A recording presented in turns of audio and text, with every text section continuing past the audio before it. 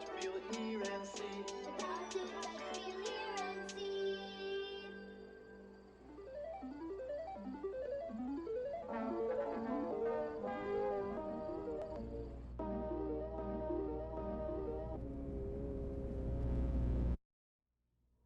From within your mind, no one else can find a life that you inspire. From another place, not from outer space, from some place even higher. From the stars,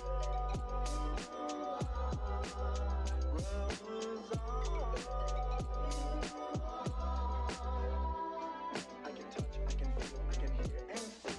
So much more than a fantasy. I can run, I can jump, I can dance and sing. Believe in yourself and do anything. Believe in yourself and do anything. From within your mind, no one else can find a life that you inspire.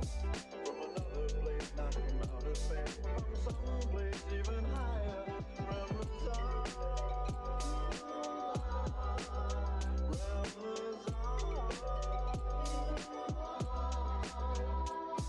I can walk, I can talk, I can listen and learn as the wheels in my mind begin to turn. But I'll never forget what you've given to me.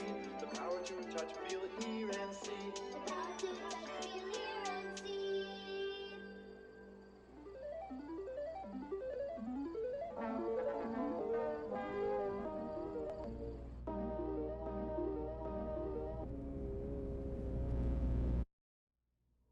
From within your mind, no one else can find a life that you inspire. From another place, not from outer space, from some place even higher. From the stars,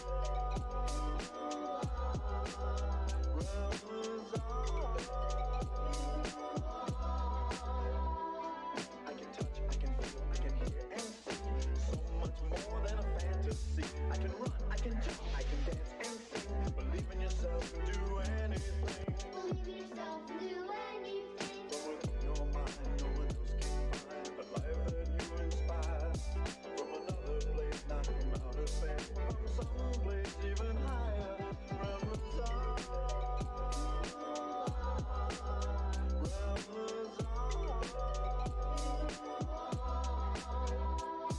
I can walk, I can talk, I can listen and learn as the wheels in my mind begin to turn. But I'll never forget what you've given to me. The power to touch, feel it, hear and see. The power to touch, feel, hear and see.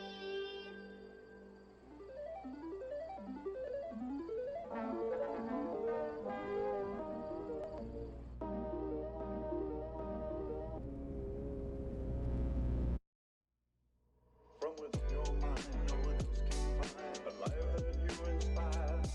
From another place, not from outer space, from some place even higher. From the stars,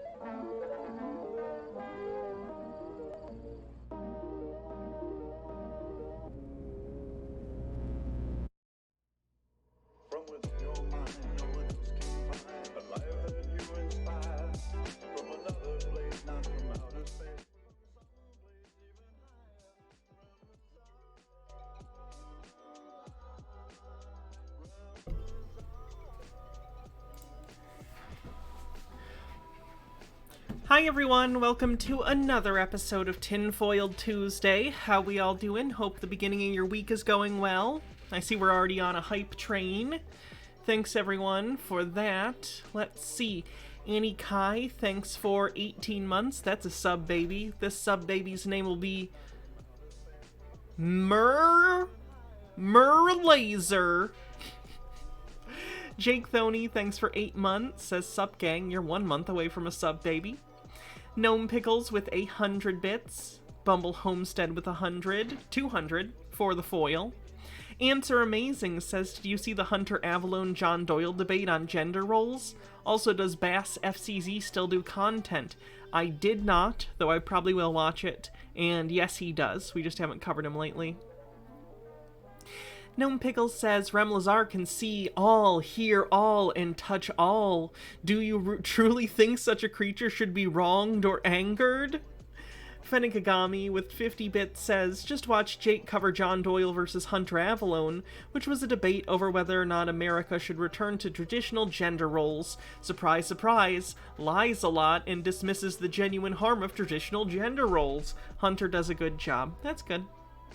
Mr. Whiskers, thanks for gifting a sub to Zultima. I'll love this. Ooh, Lego ideas. I like Lego ideas. 50 years of Dungeons and Dragons. Oh, is this just the challenge? Oh, that's cool. So they're doing a Dungeons and Dragons contest. That's really cool. I'm excited. I love Lego. And D&D. Answer Amazing, thanks for gifting a sub to the Bus 97. 50% to level 2. Get your bingo cards ready. We are doing tinfoil bingo today. Should have straightened my bangs. We're doing tinfoil bingo today. If we do level 5 of the hype train, I'll put on all the tinfoil stuff as per usual. We have a lot of content to get through today. More than I'm sure we'll get to, and it'll probably flow over into next week's, but...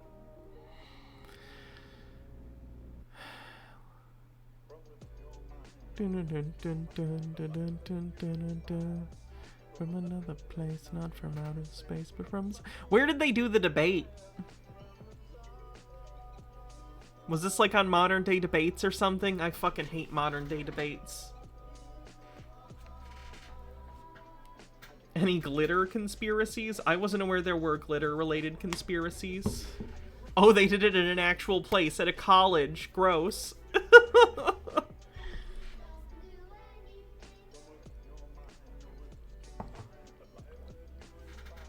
Devil Summoner Marie says Lego is pretty neat.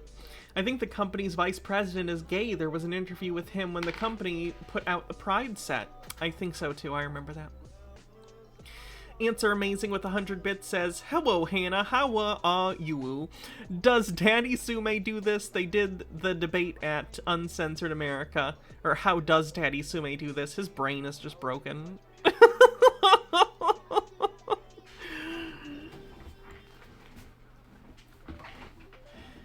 58% to level 2 on the hype. Glad you guys could make it. I had a good day today. Went shopping. Got a bunch of stuff done. Been doing good. Been doing good.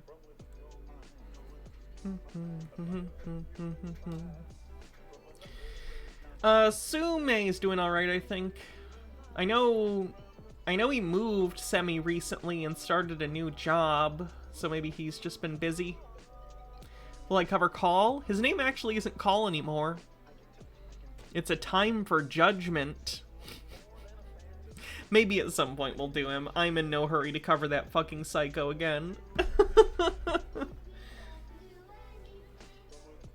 58% to level 2, under a minute left. Don't let it die, chat. We have to save it. It's important. He must have run out of variants of Call. Yeah, he's ban evading, probably. I actually think he got a bunch of his channels back for some reason. 30 seconds left on the train. Moira Soma, thanks for gifting a sub. 86% to level 2. Will someone else do something and save it? We shall see. Moira Soma! Thank you for gifting a sub and getting us over level 2 of the hype train. Tubbs the T-Rex, thanks for 9 months. That's a sub baby. This sub baby's name is going to be Gregor.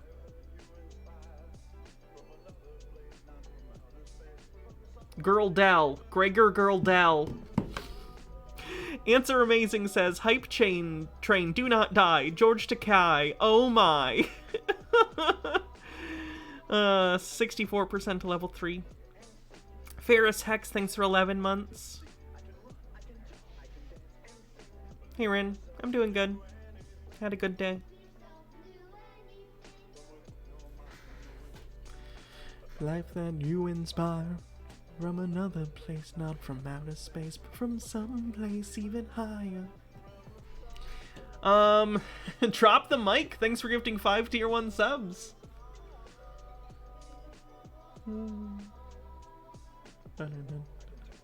Thanks, Evil Dead Guy. Appreciate it. I got new lash mascara. It's purple.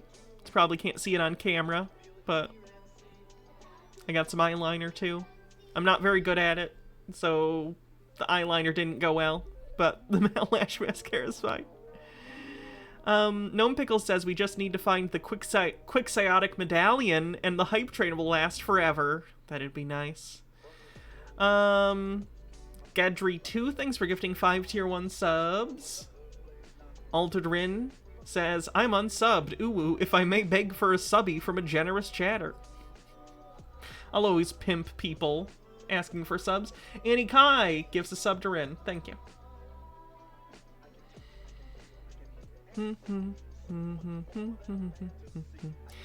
I just have trouble doing makeup around my eyes. My eyes are super sensitive and like I blink at everything, so I just find it really hard to do eyeliner. I can do mascara pretty good, but if I actually have to contact my eyelid, it's tough. 84% to level 5. I'm gonna start putting the stuff on because we're close. Honestly, with 4 minutes left and at 84% to level 5, if you guys didn't complete this hype train, Boxy would be disappointed in you.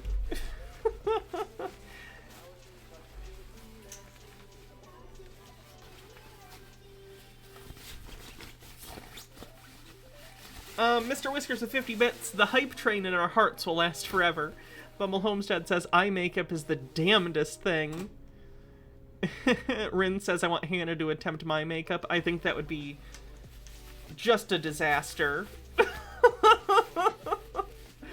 Creepy Doll in the Wall, thanks for 16 months with Prime. Alley Cat, thanks for gifting a sub to Protomat, getting us over level 5. We did it. Yay.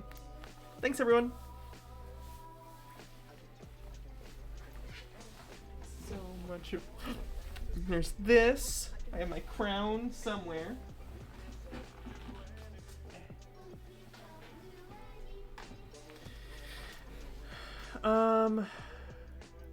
Devil Summoner Marie says, isn't Boxy that YouTuber that Shuan Head was always getting confused with back in 2010?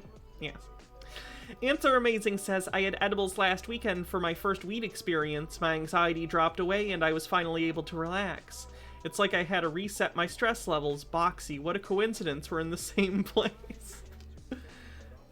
Oh no, my crown already had part of it snap. Sad face. 24% to level 6.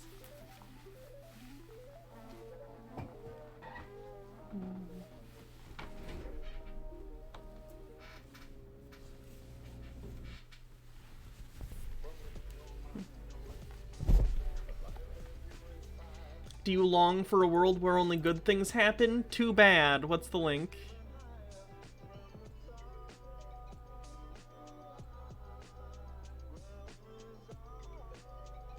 Oh my god.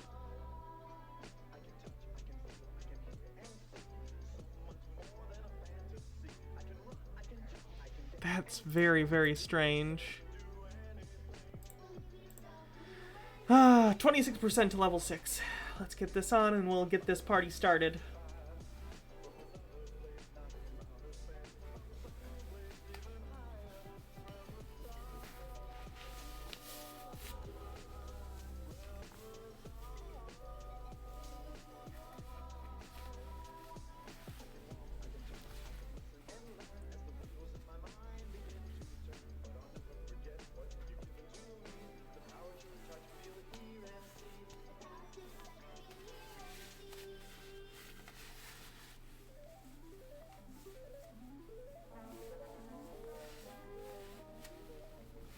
Okay. I am ready now, chat.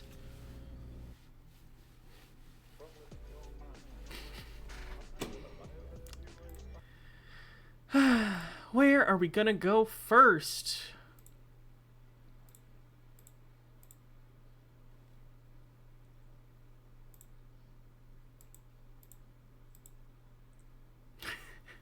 I don't want to drive people away with the Shabambu guy just yet.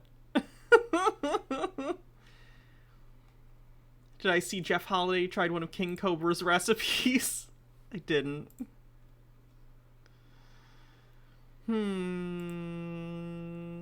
Chris, why not? If you were at the patron-only live show, you already saw this one, but it's short. It's like 5 minutes.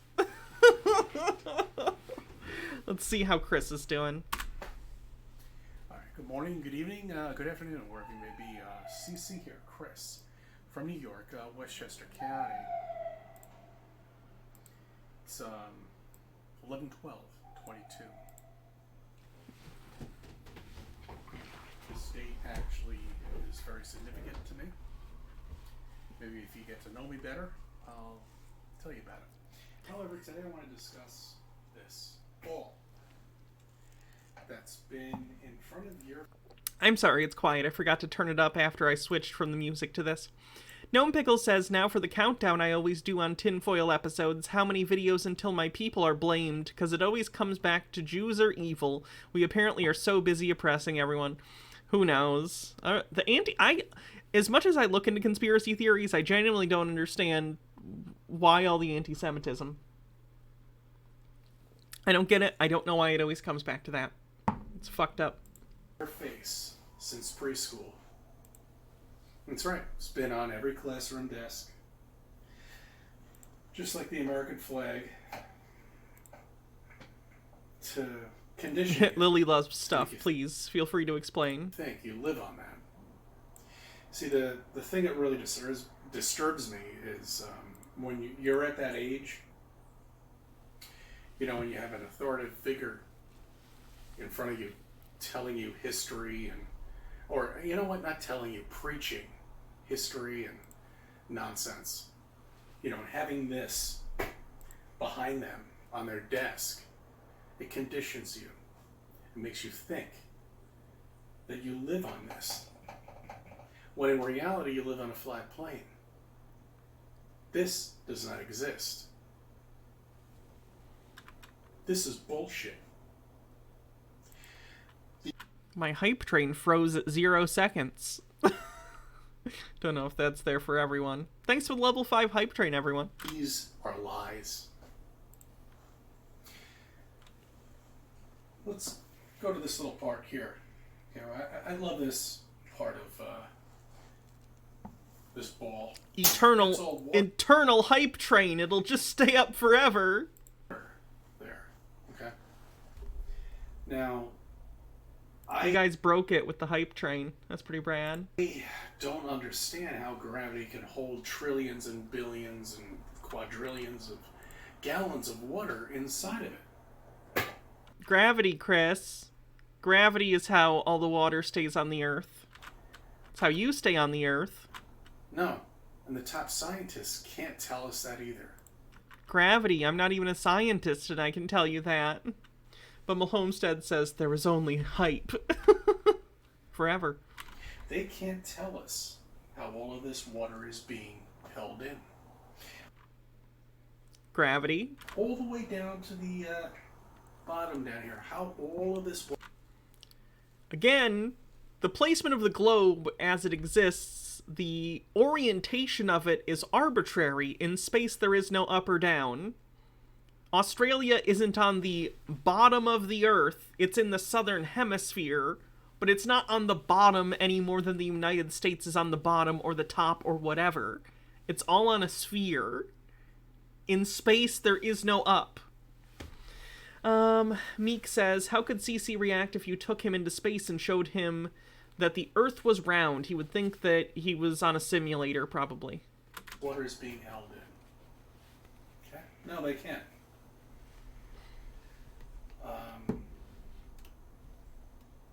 And if you look at the curvature of this ball, You should be able to see it.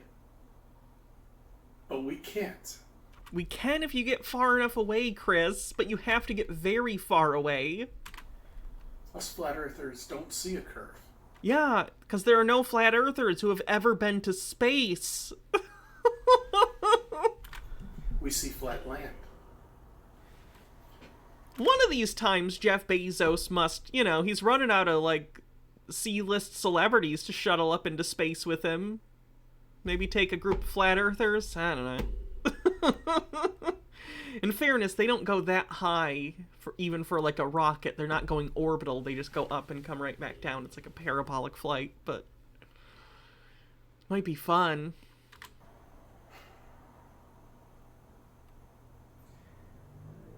I mean, just looking at this thing gives me a headache at this point. I believe that. As many years as I've been doing this, it's just...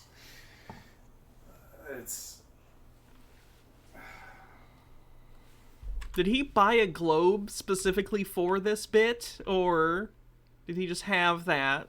A diagram that is such a lie, that's such bullshit that you were brought up with. And it's neat, isn't it? Look at it. It's all set up here on a nice little copper thing and all this other bullshit. But that is a lie. And they have to control you somehow or another. And that's the beginning. We will control them by lying about the geometric shape of the place they live that will have no actual impact on their day-to-day life whatsoever. It's maniacal. Lily Love Stuff says a lot of modern-day conspiracy theories are just rehashed ideas from the Protocols of the Elders of Zion, a hoax document created by Tsarist Russia to justify pogroms. But prior to that, anti-Semitism is all tied back to scapegoating the Jews because they aren't Christian, and blaming the Jews for the death of Christ, even though Jesus was Jewish, and if he wasn't martyred, then Christianity wouldn't exist. That's so weird, too, to me, because, do they not understand that Jesus' followers were also Jewish? The Pharisees were not all, they didn't speak for all Jewish people. They were the political religious leaders in the story. Whatever. Anti-Semites are fucking assholes is the headline here. And Gnome Pickles says, Chris, I think that might be a brain tumor. It might explain the erratic behavior. And Tucker White says, no, globes are like Bibles. Look around your house hard enough and you'll find one. Let's try.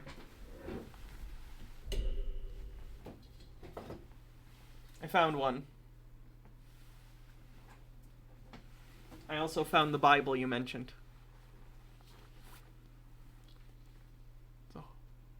It's a holy Bible. Get it.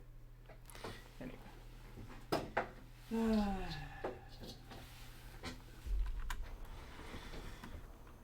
I've decided my career is, my streams are just going to turn into basically Carrot Top-esque prop comedy, so I hope you're really into that. Teeth Goblin says, good morning, Hannah. Good day, chat. I had a marvelous time with a very dear friend last night. Watched a great Taiwanese film called The Incantation. Horrifying. Recommended. And she just messaged me to tell me she has COVID. Yay. Aw. I'm sorry. Glad the movie was good. Get better soon. Yeah, I'm trying to make sense of all of this. When you're a kid and you're looking at that thing, and subconsciously, you have to realize that this is conditioning. This is a condition. Hey, Devil Summoner Marie gets the 50k bits badge. Very nice.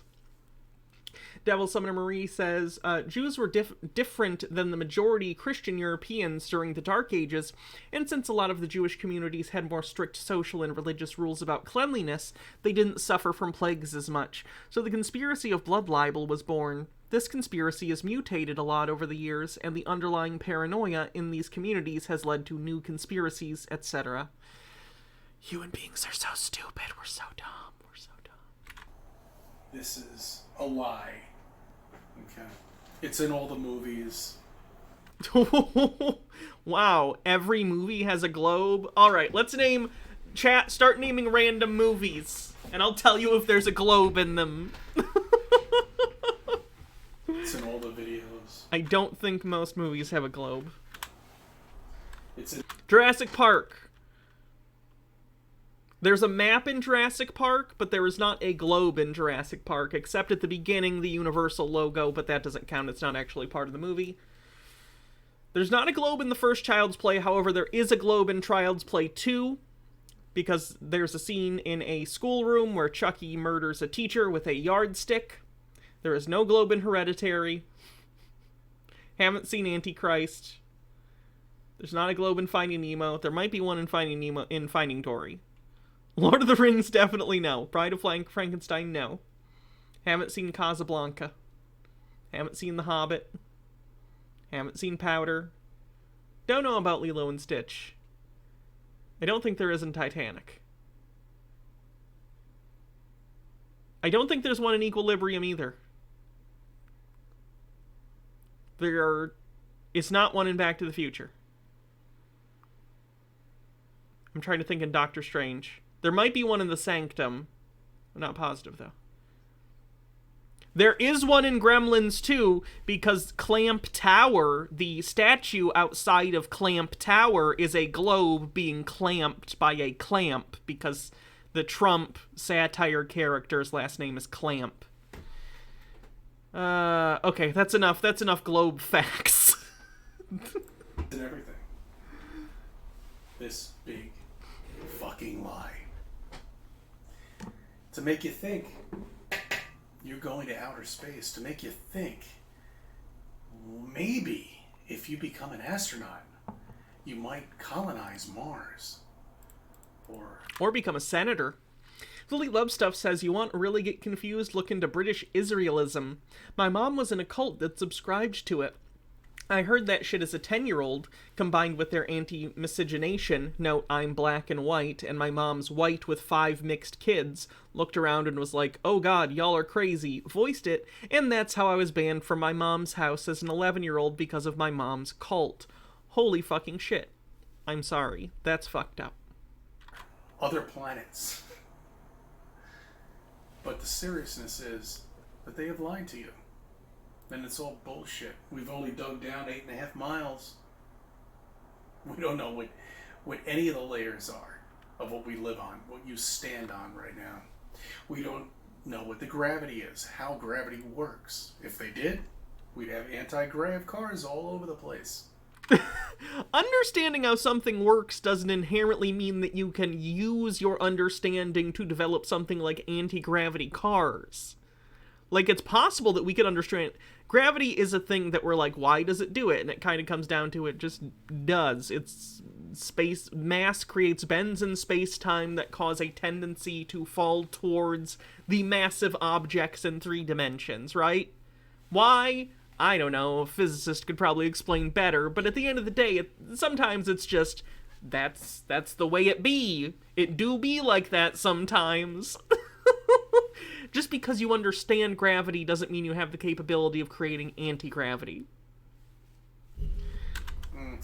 Stone Corbell says, actually, that's not true, Hannah. I understand how the water cycle works, which allows me to fly on rising currents of water vapor, like that episode of The Magic School Bus, where they turned into water droplets. We don't. Sorry. There was a globe in that. Probably. All this bullshit, all these lies, for so many years now. You know, they figured this out. Yes, they did. Right when that treaty was signed. He's talking about the Antarctic Treaty. No entering Antarctica. Can't go down there. Yes, you can. You can go to Antarctica. There are literally cruises and tours, and yes, you can go to Antarctica.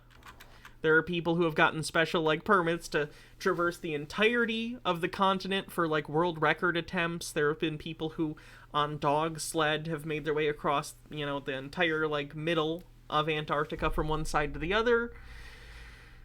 So yes, people do go to Antarctica. The Antarctic Treaty is about nations not actually claiming any land. Like the United States, Canada, Russia, China can't go down there and say, it's all ours, or this square mile is ours, because we're trying not to get in a big international fight about it, and we don't know if there's resources there necessarily, and it's just not worth getting in a big fight about. So there are scientific stations there that different countries use, and that's great, and I hope it remains that way. Devil Summoner Marie says, Middle-earth might not even be a globe in Lord of the Rings. Tolkien never really goes into it, but the god of the setting does at one point just nuke an England-sized island out of existence when Sauron convinced the king there to try and invade heaven. The sun, the moon used to be giant-ass torches placed on either side of the world, and that implies a flat world. Yeah, it's possible. Different cosmologies are actually pretty interesting. I like the Elder Scrolls cosmology because it kind of looks like you're looking up at space and planets and stuff from the perspective of the game, but when you actually read the lore, it's really interesting what's going on in the Elder Scrolls cosmology. I'm not going to get into it here because there are lore videos for that, but check it out if you like lore stuff. Unless if you're chaperoned, like a child. Because if you believe in this, you are a child. And if you don't wake up soon, I'll tell you.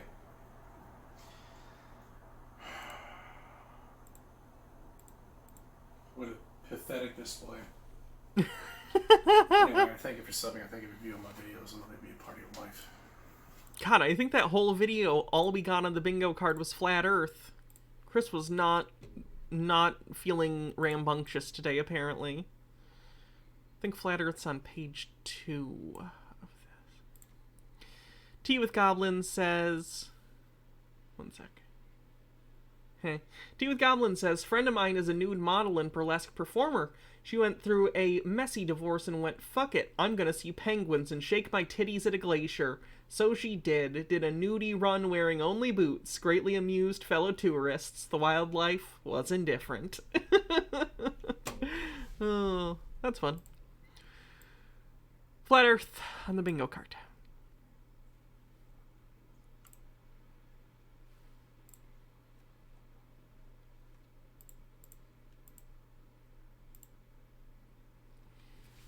Alright. I think it's time for Shabambu. Hello, boys and girls. It's that time again. It's time for Urine Therapy 101 class with Brother Sage. I want you to gather all the things you're going to be using today. You're going to be using a neti pot. This one's already filled with a day-old Shibambu. We have an eye Shabambu! that's filled with day-old Shibambu. To be clear, Shabambu is his own piss. This man is one of those alt-health people that thinks pee is medicine. So this is his own pee. I need that to be clear. And we have a cobalt blue dropper with two-day-old Shibambu. And let's start off with the eye cup. As you remember, with the eye cup, it's very simple. He is... I cannot overstate that what this man is about to do is a terrible idea. He is about to bathe his bare eyeballs in his own urine. Now,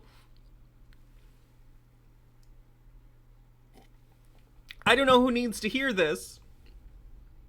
Your eyeballs may need many things. I'm not an optometrist. I'm not a urologist. But what I can tell you definitively, your eyeballs do not need two-day-old piss poured upon them. It's not going to help them. If anything, it's going to be bad. Don't do it. Do not pour pee into your eyes. When I was a child, I thought that adults knew what they were doing, and here I am in an attic wearing this, watching a grown man pour two-day-old pee on his eyes. Have we failed as a species?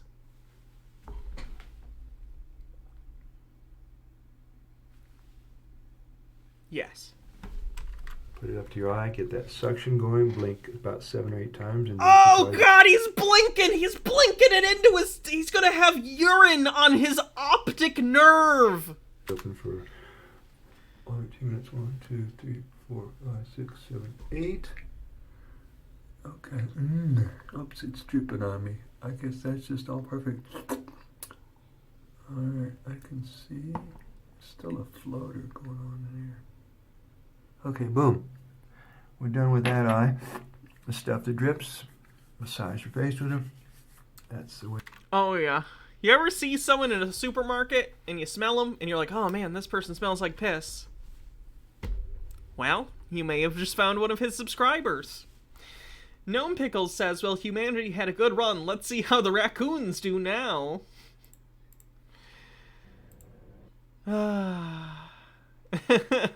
Thanks for a link. We'll check it out later, maybe. Way to do it on your MTV. Now we're going to do the other eye. Cheers. You gotta even them out. You gotta even them out. Of course you do. Dread Pirate Mick says, my dad worked in Antarctica as a seal biologist when I was a kid. Now I have to wonder where he really was all that time. He was out getting milk, okay? Look inside it. Is it like a sci-fi movie? We're watching different sci-fi wonderful. movies. Bathing your eye in the same water of life. Last time I watched Metropolis, I thought that the connection between the head and the hands is the heart, but apparently it's the piss. It's the piss. That you lived in and More like Claw Tu Verata Pisto, am I right? grew your body for 9 months. Oh. It's a Metropolis reference and a Day the Earth Stood Still reference. I think I've signaled to people that I have seen some movies. And you can feel it getting in your bloodstream already, calming you with its melatonin and serotonin and oxytocin and DHEA. And then what you do is you just pour it off the side over the retina. Open your eye. Here it comes. Let it wash over your eye. That's it. Okay. Oh, that feels great. You're going to do the same thing with the other eye, but just for demo, I'm going to show you. Know what Blade Runner needed? More pee? That's true. All these moments are lost in time. Like this man's piss. In the rain. Imagine it's pouring over the iris.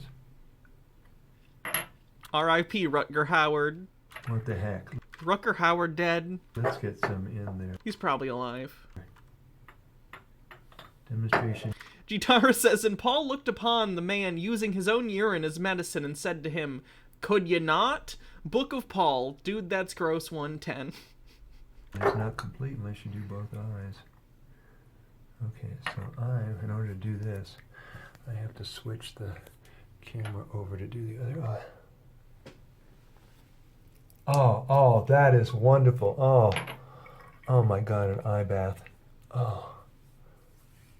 I don't want to... This man is moaning in pleasure from peeing out in his eyes. Oh, he did die? That's sad. But also it made me right, so appreciate that one, Rutger. Okay, for the sake His name was Rutger. of doing a camera, I need I had never thought about that. a dry left hand. Now we got the neti pot, which is already set up, and you can see neti has plenty of shivambu in it. And just take 1/2. Hey, you know what your brain doesn't need? Fucking pee. Of your nose. It's right past that blood-brain barrier, directly into it. Oh, yeah. In the nostril. Get that bacteria up in there. And let it rip. Oh! Reminder that this is not even fresh. This is like day-old urine that I'm sure bacteria and stuff has, like, formed in. Gnome Pickle says Peter would be a better name for him. It feels really funny at first because it goes into your nose and out the other side, and you always sound really funny. I'm gonna be real. I'm too afraid to even use a neti pot just, like, with water. Like, even if I had distilled water, which I think is what you're supposed to use, I'd be like, I don't know, I'm iffy on it. And this man's straight up putting stale pee. It's almost like you've been sucking on a helium balloon. Oh, yeah, you can see it coming out. There it is. And it takes as long as it takes. And you could be patient and you could just let the whole thing work out. Now, some people, they snort some up their nose while it's going down. Your lungs also don't need pee. Okay, that's enough. You get the idea.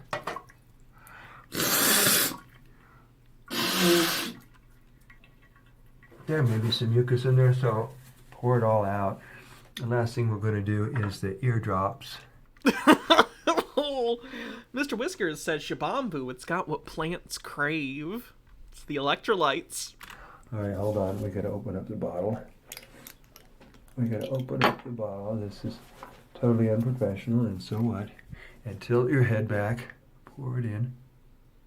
Yeah, pour it in. Oh, that's not even a little. That's a lot of pee. He put a lot of pee in his ear. Up and out. Massage right there. The soft earlobe. You hear it squishy, squishy, squishy, squishy. And then you can put your finger in and drive it in some more. You're also putting it all over the reflex points around the ears. And then, when you're ready, just tilt your head. Oh, it's all over my finger. If it doesn't come out, it's no big deal because it's going to go into your bloodstream and be absorbed. Cool, huh? So you want to do the other ear? Let's do the other ear. And Piper draws and stuff as I sit down to watch the stream while eating dinner, and I'm greeted with this. Thank you, Hannah. Hey, do you eat with your ears? It's fine. I want to do both ears. I'm so sorry. That's part of the protocol. Oh, that went in right away. All of a sudden, you sound like you're in a tunnel. Real trippy. Okay, give it a little swishy, swishy. Finger, finger, finger, finger, finger, finger. And then drain out. Usually I'll do it a lot longer. You want to do it, 5 minutes or so, 3 to 5 minutes. Just until you feel it's done. And then the other thing you can do is drink it up the nose.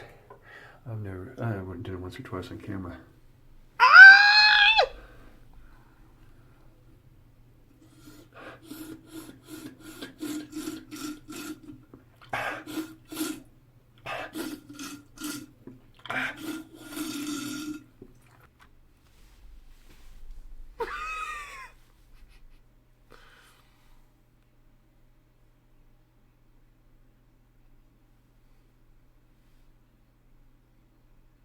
Hannah's so exasperated, she puts her head in her hands on the bingo card.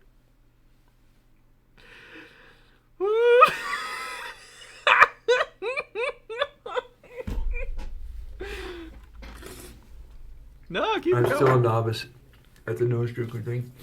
And then last but not least, he's working his way up to pro, though. You know what they say, it takes 10,000 hours of practice to become an expert. Stone Corbell says, how does he not have pink eye, ear infections, and sinus infections constantly? Also, be right back. Unrelated. I'm gonna go vomit. I'll do some gargling, swishing, and pulling.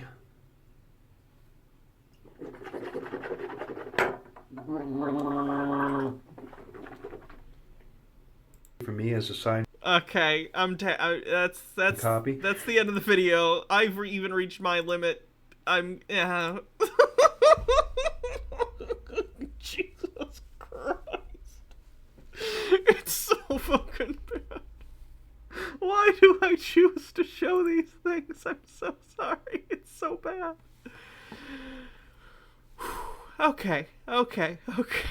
We're done with that one. Why am I the things I choose to be?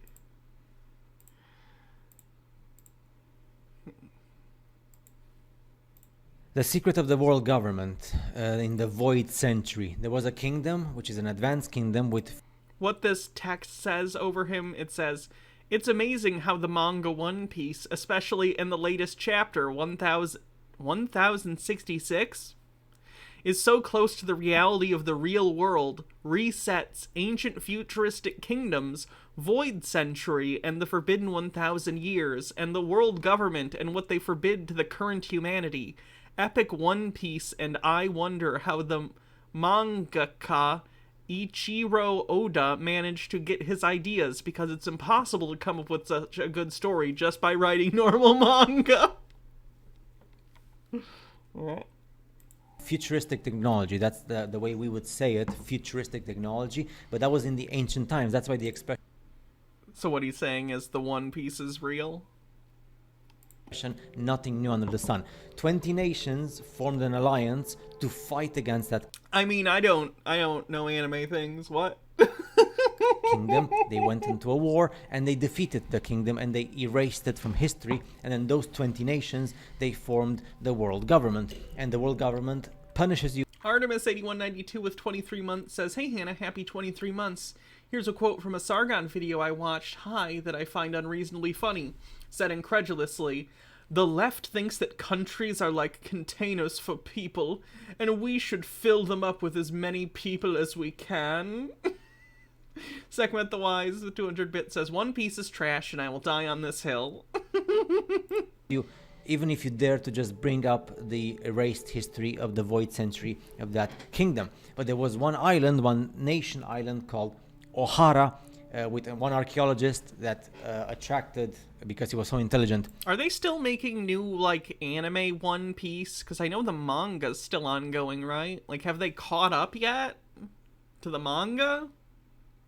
He attracted other archaeologists, and together they went into like researching the forbidden history by searching. Weirdly, One Piece is an anime that I've seen like stuff from, and if I was going to watch an anime, I'd probably watch One Piece. I like the idea of like they're adventuring and they're going to different islands, and each island kind of has a different thing going on. For all the books in the world that were like spread on all the islands and all the continents, and they formed a knowledge base in Ohara, his home island, and they tried to give to the world the truth about the void century and what the world government did to the ancient futuristic kingdom. And when the world government knew about this, before Ohara had a chance to give to the world the truth, the world government sent the Buster Call, the like big ships to bomb Ohara. So they bombed the island of Ohara and killed. Fenekagami tells Sekhmet the Wise those are fighting words about the not liking One Piece. Everybody. But there was one survivor, one girl, who is now being chased by the world government, and now she learned from one of the geniuses of the world, the greatest genius that ever lived, that the people of Ohara, before they were killed by the world government, they saved all the books in a central lake on the island. And those books, which are like the books with all the knowledge of the forbidden history of humanity and the void century,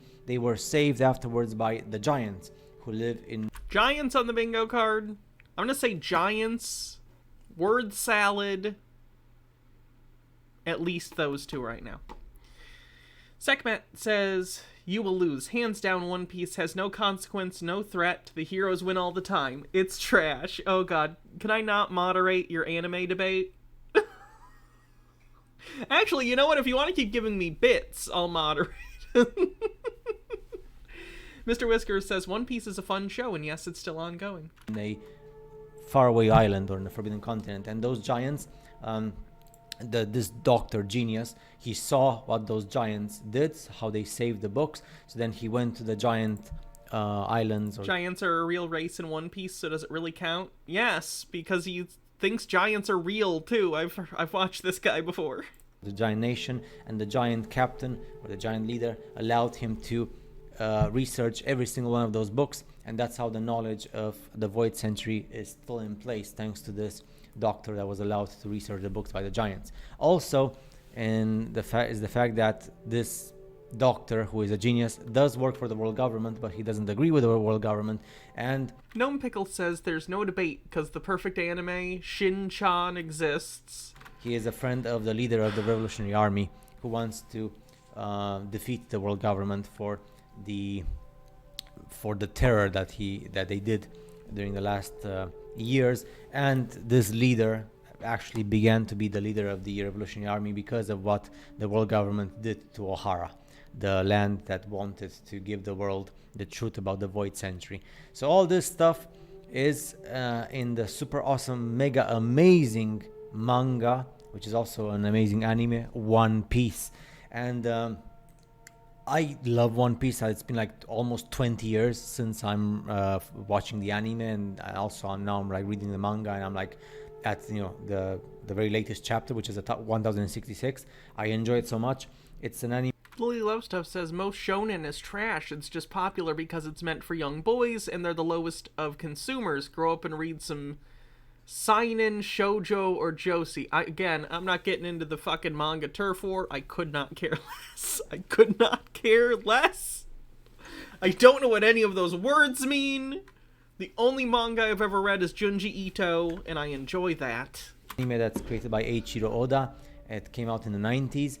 And of course, even if I didn't know the whole thing about the reset of humanity and the lost centuries and the lost technology, I will still be like amazed by One Piece. But precisely because I know now about the reset of our human species, about the previous technological era of the previous humanities and human species and the previous, like civilizations and stuff, what most YouTubers call in a wrong way Tartaria.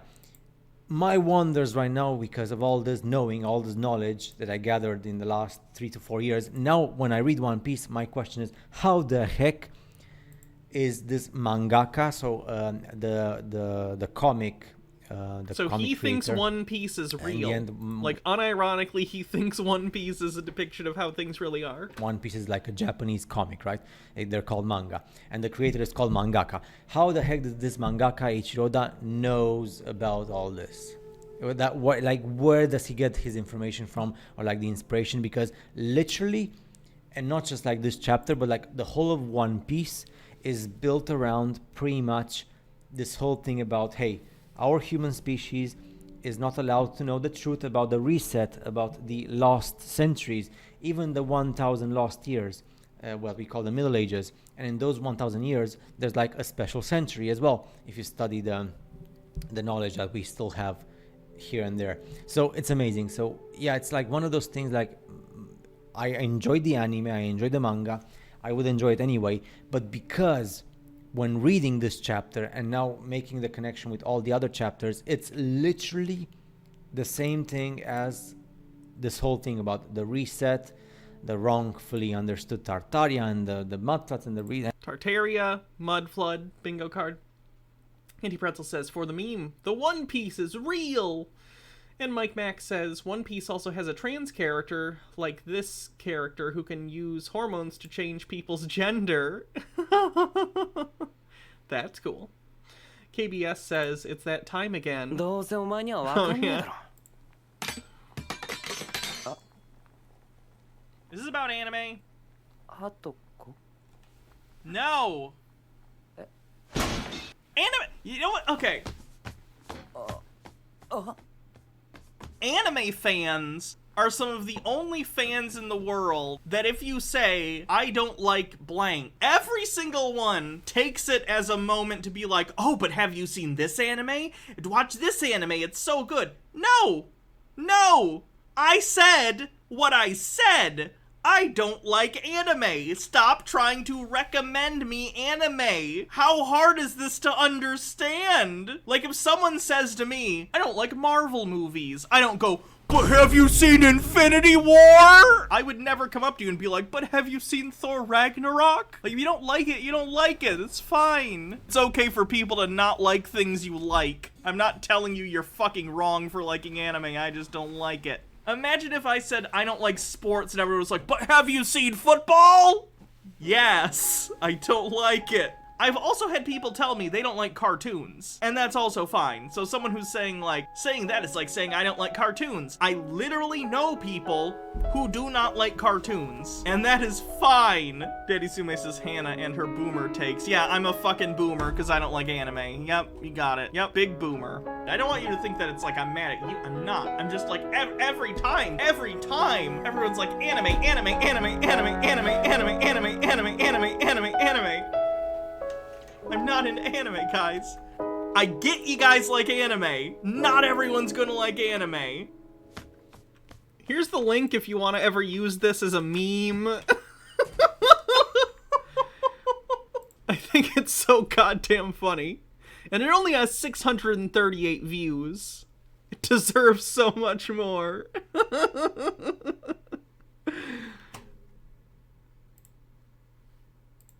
Anyway, back to the guy. And the technology and all the stuff that we've seen so far on the channel and other channels. So it's amazing. It's absolutely amazing. So if you can, if you're a One Piece fan, you already know what I'm referring to. If you're not a One Piece fan, that's fine. But I just wanted to make a video about this because it's the first time. Or like maybe there are like other KVS says, Hannah, there's some anime I think you'd really love. Cue back the video, play it all again. times and like with movies and stuff. But in terms of like an anime or a manga, because you know the anime is made after the manga, a manga with such accuracy in terms of portraying the same thing as in the real world, and this whole thing about the world government and who sits on the big throne, and the whole interest about erasing the history of the ancient kingdoms which had futuristic technology, like more futuristic than our technology now. Dude, it's amazing. It's impressive. It's shocking. What would I think of a Junji Ito story where someone uses Tomi blood to transform to female? Would it be bad? I think it'd probably be good. I like Junji Ito. I really like Junji Ito, and I like body horror, so. Cashel Gladio says, but Hannah, have you seen Cyberpunk Edge Runners? I have not. Like, I would, if I had a chance, I'm never gonna have, because now I don't have any access to Eiichiro Oda, the creator of this manga. But if I would have a chance, I would love to speak in Japanese with Eiichiro Oda and ask him, dude, where the heck did you get this from? Like, because and he would say, my imagination, you goddamn weirdo. It's impossible. Like, if I watched Crimes of the Future, I was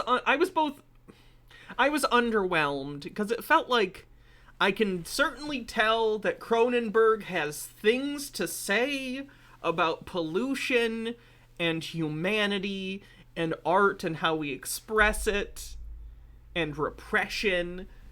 But, like, I can't come out of it with, like, a main theme other than, like, change is good, maybe? Change is good? I don't know. The visuals were interesting, and there was definitely creepy shit, and I'm there for the weird Cronenberg shit. I'm there for it. I just don't know if it was narratively super satisfying, but the visuals were enough to keep me interested. Gnome Pickles says, who sits on the big throne? Me. Honestly, can we get a carpenter over here? This throne was built by ancient masters who didn't understand what lumbar support means. I would try. Because this person, Eiichiro Oda, I'm definitely sure he's not even reading or researching this whole thing about the resets and stuff. And why don't flat earthers just rent a boat and sail around the world? It would prove them wrong. The technology and the previous kingdoms and everything else. So there must be some place where he gets his ideas from, because it's impossible. If you don't have like an inspiration, like a research or something, it's impossible for you to create a manga or a story, doesn't matter if it's a manga or like it's an American cartoon, that resembles the real world so accurately. It's impossible. If I would actually want to create something like this, I would never be able to do it unless I have something, like some material to go around and copy something from that material. So I respect.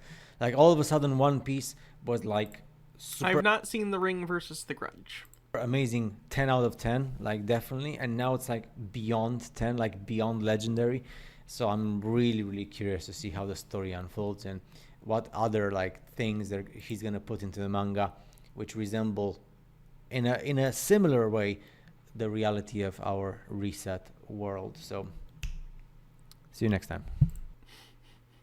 Chromatic Cuttlefish says, when told he had been described as the king of venereal horror, venereal horror, Cronenberg replied, venereal horror is a small field, but at least I'm the king of it. Okay, let's take a quick look at the bingo sheet. Bingo banga bongo. What do we have?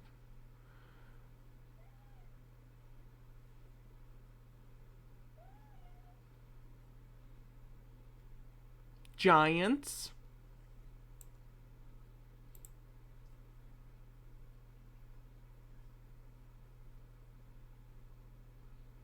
Word salad.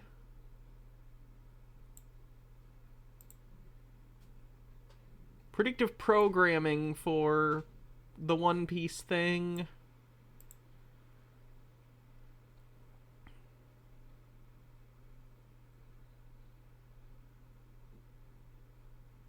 What was the belief sci-fi tech actually exists?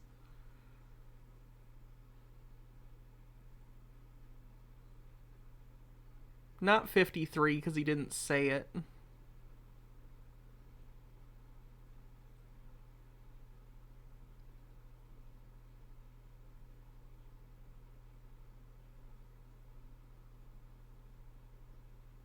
I don't think we had Atlantis. He didn't say Atlantis.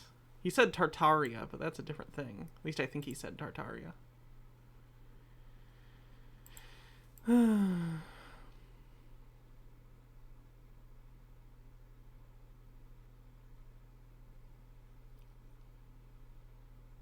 He believes in an advanced ancient civilization. I guess that's true. That's fair.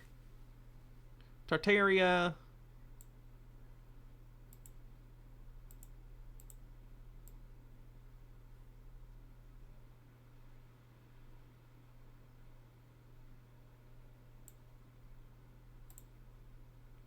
Okay. We'll do believe sci-fi tech actually exists.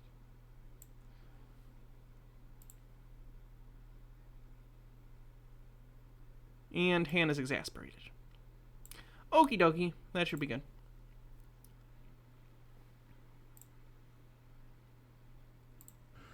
Alright.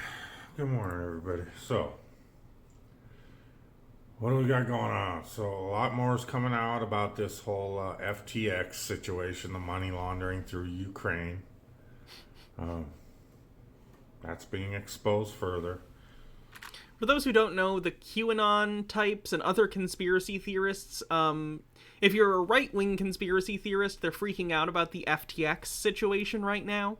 If you don't know what the FTX situation is, the second largest cryptocurrency exchange, FTX, second behind Binance, which is the first, due to a series of convoluted fuckery from their competitor Binance, basically had an insolvency crisis, which turned out to be, or rather, a liquidity crisis, which turned out to be an insolvency crisis, and they are crashing, which is causing the price of crypto to crash. But that's all sort of window dressing to the actual conspiracy theory, which is because the owner of FTX, I believe he had donated to Democrats.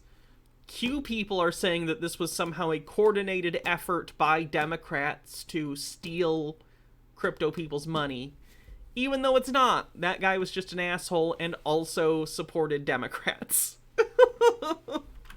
You know, pretty funny that it comes out at the same time right after the elections, wherein the same shenanigans are going on, just as we knew they would.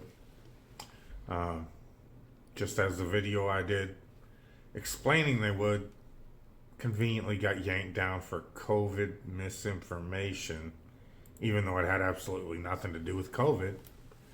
But, yeah, so,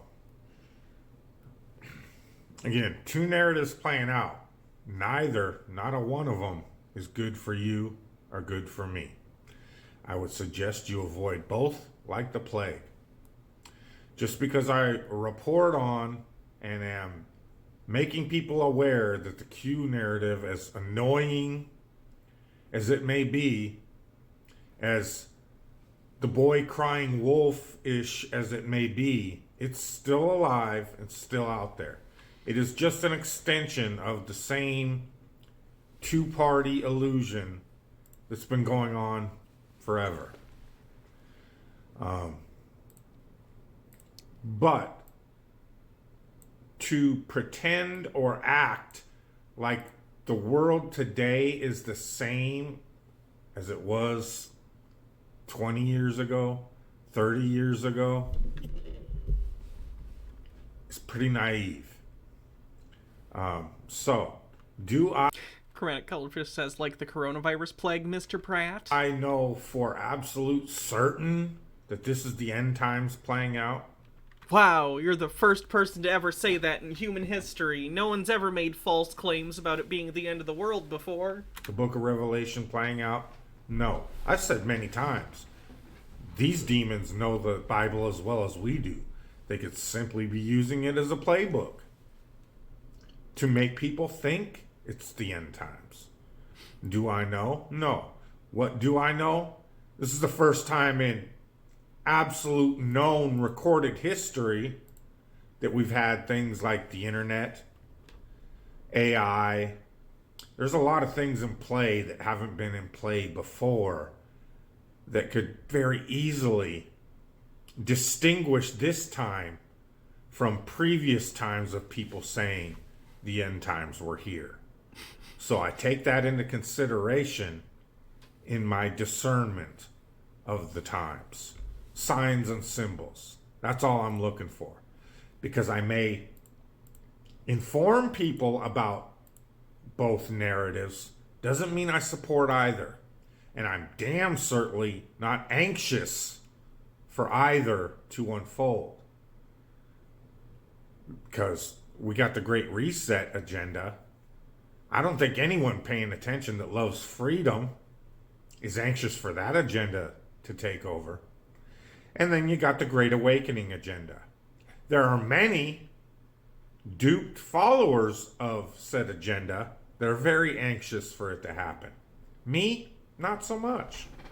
It's witch's titty freezing cold in Ohio right now. If the Great Awakening agenda unfolds, I'm not only excited about having to reject a debt jubilee, them throwing money at you, giving everything the devil would give you. Giving you everything he offered Jesus at the mountaintop. It's going to be pretty tough to reject that one. I will, but it's not going to be easy.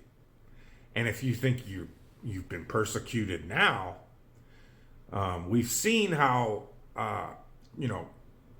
churchianity Christians have bashed and attacked flat earthers for simply saying, is there beef between the general Christian community and flat earthers? Because I've heard flat earthers bitch about this, but never once have I heard any mainstream church or any church in general mention flat earthers ever. I don't think they care about you, sir. Tea with Goblin says, I love the idea that the demons know the Bible as well as humans. Does that mean they have Bible study in hell? Demons grimacing in pain as their little clawed hands sizzle on contact with the holy word, giving off sulphurous smoke every time the name of God is spoken. Such dedicated demon scholars, gold upside down stars all around. That was beautifully written. That was a joy to read. I don't know how to explain it. It was just very satisfying on the tongue. Hey, here's a crazy idea. The earth is exactly what it says it is. Hey, Galt Comics, how you doing? In the very Bible you claim you love, and we see how rabidly they've attacked us, or how the Q cult has attacked us. You think it's bad now?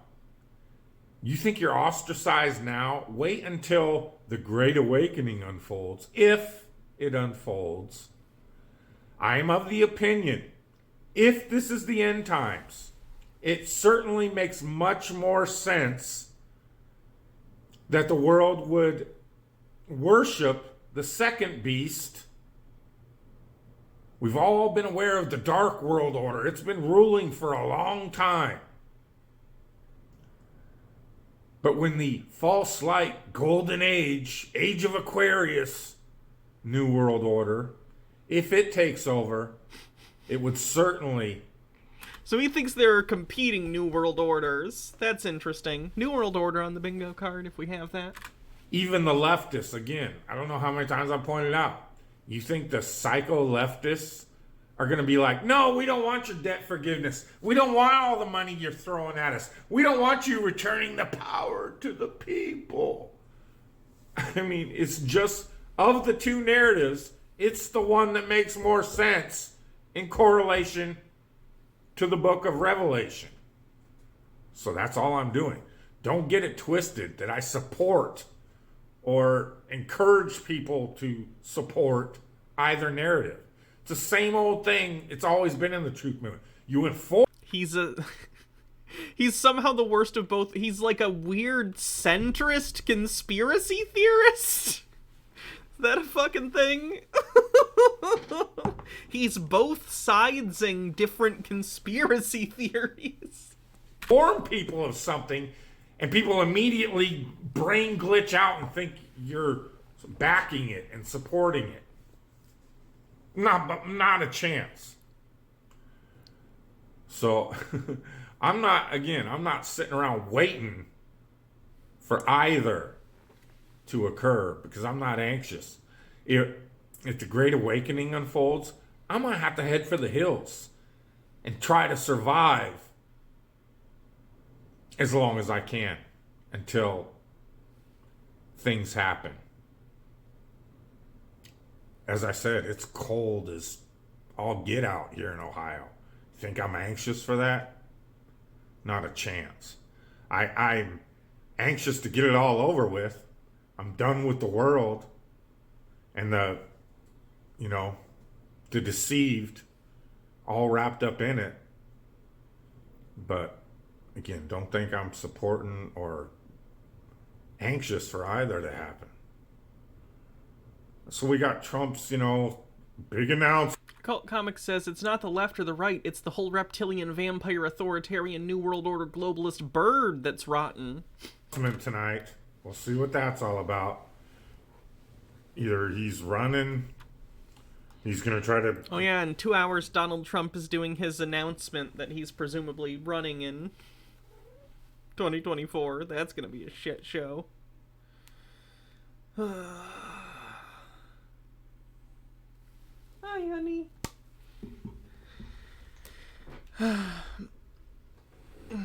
Chromatic Cuttlefish says heading for the hills isn't easy in Ohio. You need to find some first. You can see how the locals might believe the earth is flat. Parker Nell Daughter, thanks for 12 months, says, haven't been around here in a minute, but I'm getting back watching your old VODs recently. Love your content always, and congrats on yours and Baja's wedding. Thank you. Glad you could make it. Become Speaker of the House, or, he's going to announce the storm. That's the three biggest speculations I've seen so far. The QAnon people I should bring up. Let me see what they're actually saying on GreatAwakening.win today. The Q people believe, I'm putting it on my monitor that you guys can't see just because they're always questionable in terms of, let's say, their language. Ooh, they did a poll. What will Trump announce tonight? Let's see who the winner of the poll is. Here are the options for their What Will Trump Announce Tonight poll. 1. Trump announces his 2024 presidential run. 2. Trump announces his bid for Speaker of the House, third in line for the current term presidency, which would be even funnier now considering we know for a fact that Republicans aren't going to have control of the Senate. The Democrats are. So even if they tried to impeach Biden, he wouldn't be found guilty. Like, the Democrats aren't going to remove him from office unless he did actual crimes. So that's not going to happen unless it was literally a bid to get crazy Trump supporters to try and assassinate the president and vice president, but 3. Trump announces his merger and expansions of TV media, Trump TV takeover of a failing mainstream media network. 4. Under Law of War Manual, Trump as President in Exile, quote, announces and makes public the fact that America is at war with foreign and domestic enemies, announces the end of occupying territory. That would basically be Donald Trump committing sedition. Fun fact. As with the Law of War Manual outlines, investigations, arrests, and indictments will follow, fast and swift. 6. Military devolution plan of Trump's first term. 8. Trump's speech tonight will be a quasi-State of the Union address for the future direction of our nation, for we, the people, to take back our control of our country.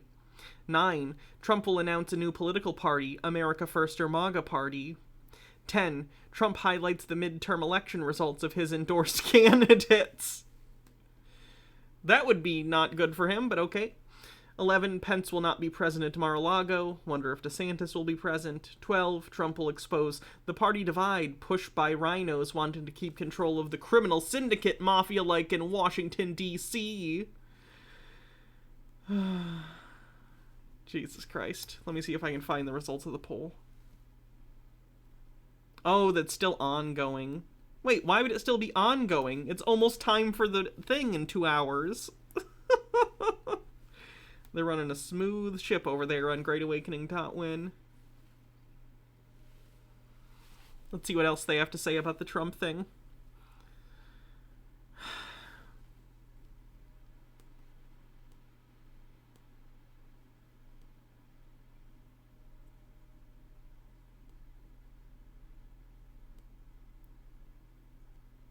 Most people saying they have to work. A lot of people saying they'll be let down. That's surprising. I'm guessing the midterm losses have made the few remaining Q people not very happy. Sekhmet the Wise says, I swear to God this dude reminds me of Mung Dal from Chowder. I loved Chowder. Who cares? Again, it is what it is.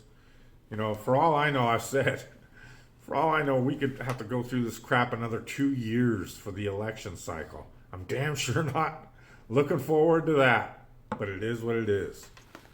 So, you know, like I've said before, I'm just trying to stay busy. I'm just still doing my painting my dresser. This is the dresser I was using as my lathe Lily Love Stuff says, can Trump just go full bull moose? That'd be nice. bench. Now I got a stand for my new lathe, so I'm just painting that up. Gonna paint the body white and the drawers and the top a different color so we can use it for clothes. I got the holes plugged up on this thing, but decided as far as a sling bow, What is he making? finish up now. Or knock off, basically, that I'm gonna. Alright, enough of him. Let's see what else we got. There is Hydrate.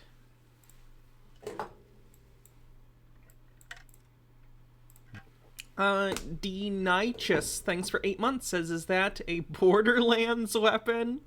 I like Borderlands. One of these days maybe I'll share my gamer tag with you guys sometime and we can maybe do some stuff. Because I only play on console. So I have an Xbox One X and I have a PlayStation 5. There is one frequently I like Borderlands 3. asked flat earth question that is more rhetorical than inquisitive, more a defense mechanism than a genuine query, and tends to be the final discussion point allowed by stubborn globe defenders before completely refusing to further engage with the subject.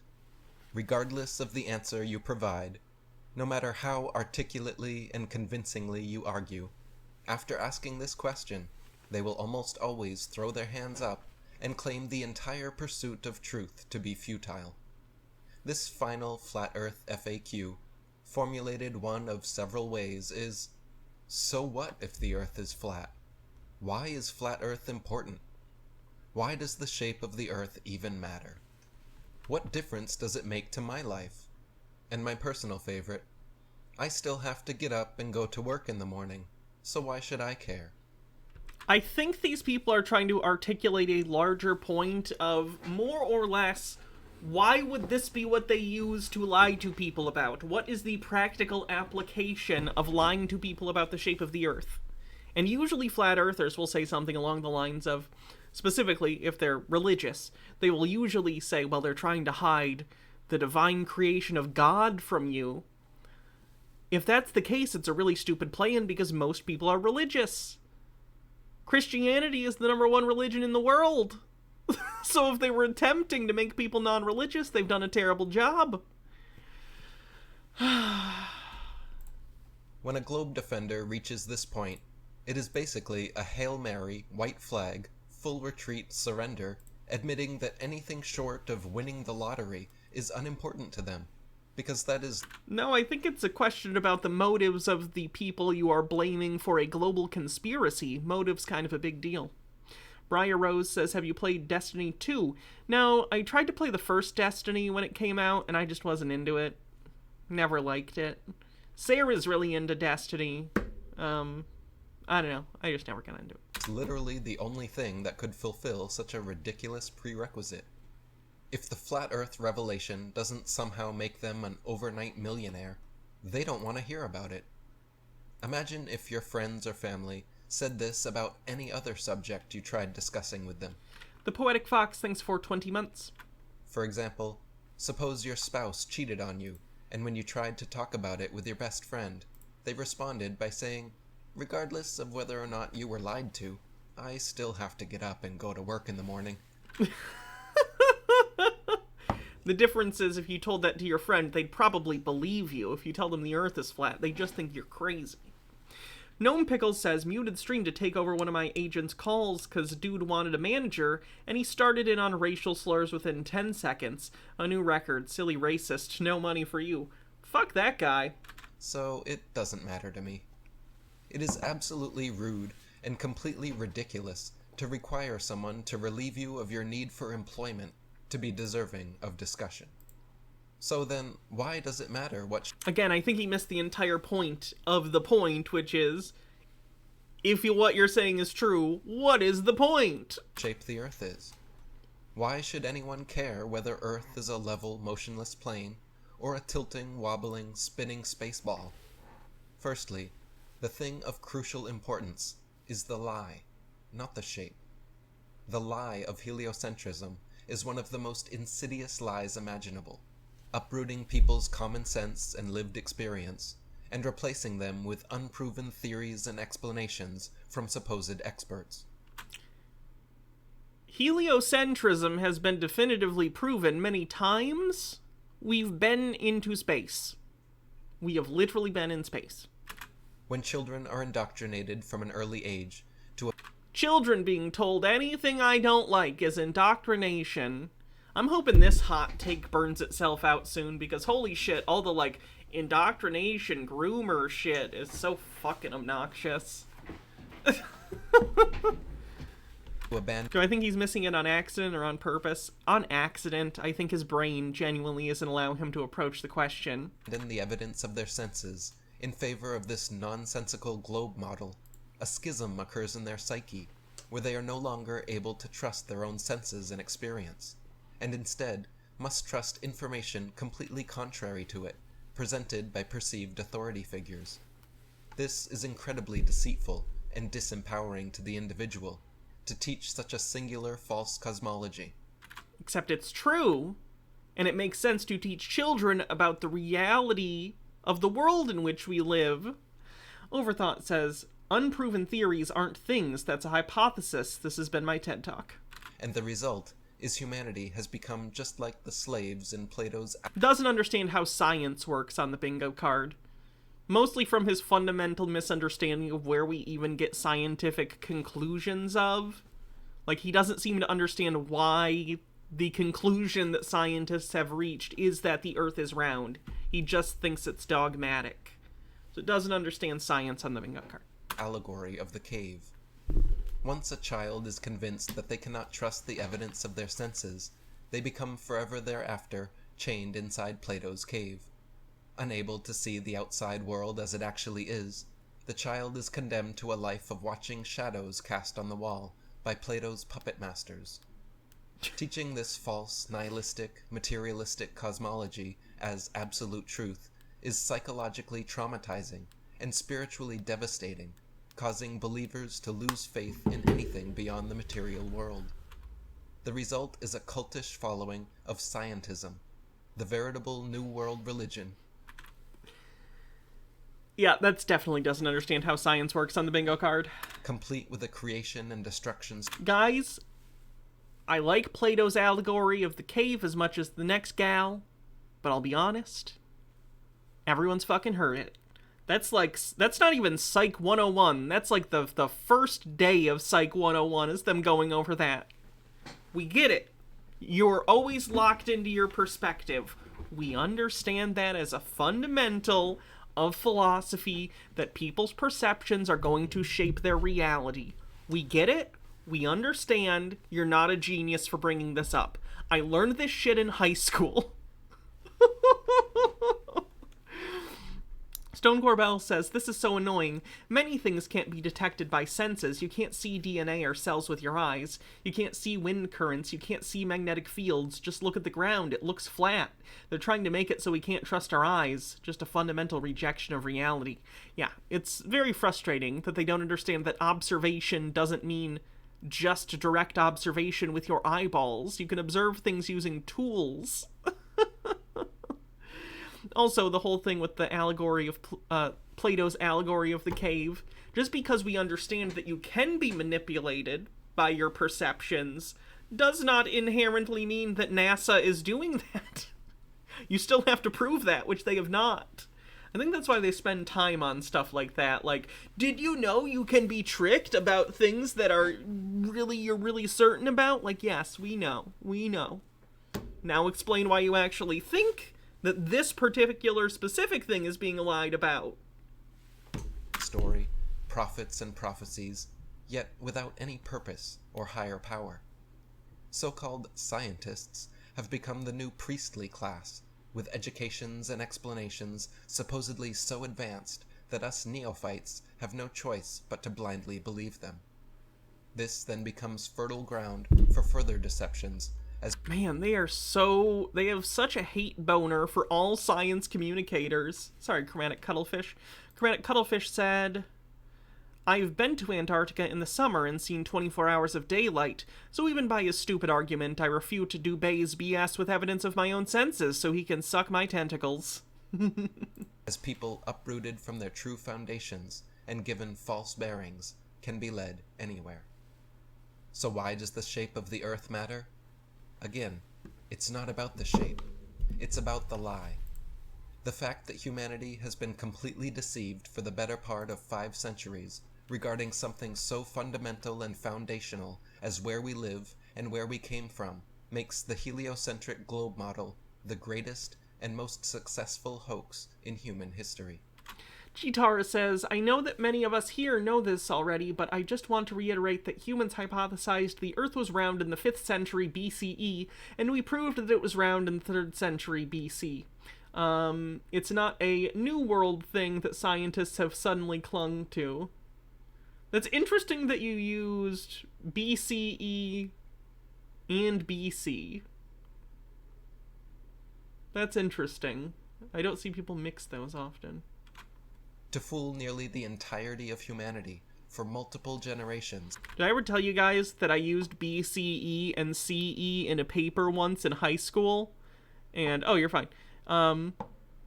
And my teacher marked me down for it because she was a Christian and didn't like that I was using BCE and CE. For those who don't know, BCE and CE are before the Common Era and Common Era. It's like the current academic way to say, you know, what would colloquially be called BC or AD.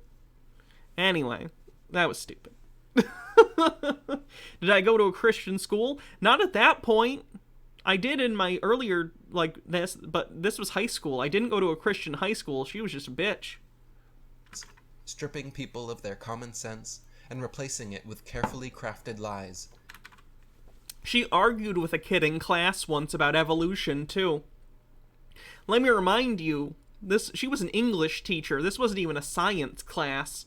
She was an English teacher, and she got in a verbal argument with a kid in class about evolution, and he straight up stood up and was like, this is bullshit, and he went and reported her to the principal in the middle of class. It was awesome. Is obviously a matter of serious importance. It is one. That kid's name was Josh. I respected him a lot after that. I never really had that many interactions with him, but I was like, oh, damn, good for you, Josh. One of the most I think he has kids now. It's always weird when you remember people from high school and they start having kids and shit. You're like, fuck. They're like a parent. Psychologically Sekhmet the Wise says bits for Josh. He's out there, saving us all from cunty teachers. devastating things that could be perpetrated upon an individual, and seeing through it should be one of the most revealing revelations of a lifetime. So when someone asks the asinine question of what difference does it make, that is already evidence of extreme psychological distortion. If knowing the truth doesn't matter to your life, what does that say about your life? Flat Earth is an epic epiphany that changes many people to their core by adding a spiritual dimension to their lives, affirming their common sense, developing their critical thinking skills, curing their existential apathy, and reigniting a spirit of discovery and adventure. In this way, the Flat Earth revelation is holistically helpful and truly transformational for many on an individual level. Even more To important, be clear, the teacher I was talking about retired shortly after that. It was one of her last year's teaching, so. importantly, however, is if humanity succeeds in fully exposing this egregious lie and finally routing out the liars, the beneficial ripple effect it will have throughout society is massive.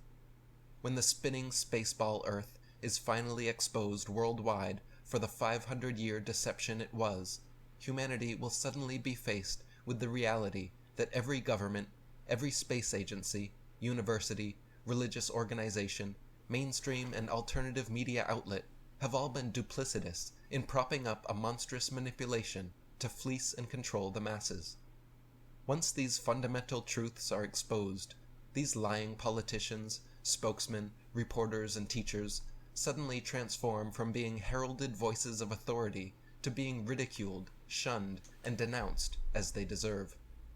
Once these foundational facts are realized, these governments, universities, media outlets, and other entangled organizations, which have long been hard at work weaving this multi-generational heliocentric myth, suddenly and completely lose all credibility.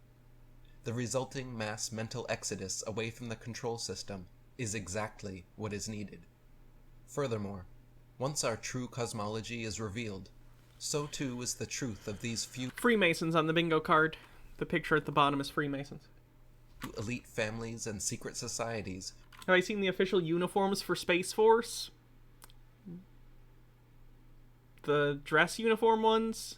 I feel like I have, but I don't remember. Was it a while ago, or is this recent? who have kept this most important reality hidden from us for these hundreds of years. Essentially, once the Flat Earth conspiracy is exposed, so is every other important conspiracy by proxy, because this so-called mother of all conspiracies holds under its umbrella so many fundamental and foundational facts and fully reveals them.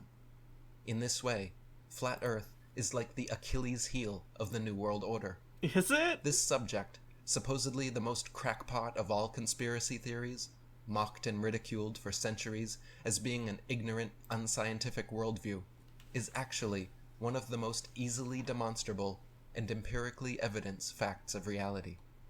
When humanity finally wakes up to the truth of our flat Earth, it will usher in a veritable new age of enlightenment, a renaissance of common sense, and an opportunity to finally and forever expose and expunge these deceivers among us. I feel like a lot of the Flat Earthers have been getting saltier lately, like as time has drawn on. The peak of Flat Earth on YouTube and the internet as a whole was like 2017, so about 5 years ago now. Wow, was that 5 years ago? Jesus. And it's been on a downward trend ever since. I think as we've gotten further and further from its peak, they've gotten saltier that nothing has happened, and that there hasn't been like this mass awakening of people accepting Flat Earth. So they just seem to start to revel in, like, a lot of that video was him saying, once this comes to light, all the NASA scientists and everyone will be humiliated and derided and blah, blah, blah. It just feels like they're angry and want to lash out and imagine a lot of the time they're basically what they believe to be their ideological enemies being social outcasts the same way they are. Stone Corbell says, of course it's flat, just look at it. Incrementic Cuttlefish says, I think he means if we can convince you to believe something as ludicrous as the Earth being flat, we can convince you to believe in anything. Yeah, they want their enemies punished. It's a lot like MAGA, QAnon stuff. Let's take a look at the bingo card. Illuminati Freemasons.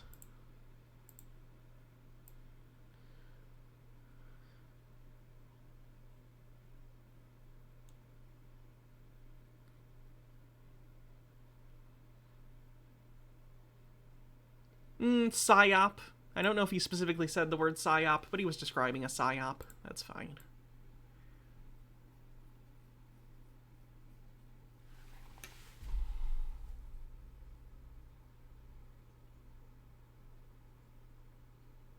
Spurious symbology is evidence.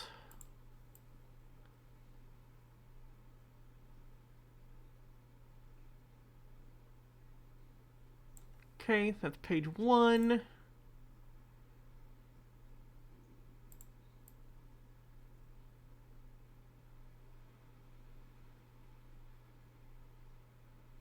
That's not how science works.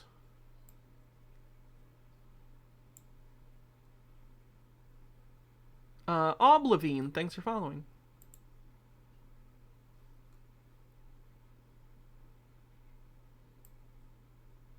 Do your own research. Okay.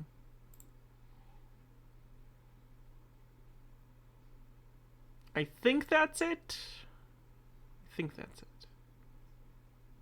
Was there... Oh, there was a brief kitty appearance. You're right. One of our cats makes a guest appearance.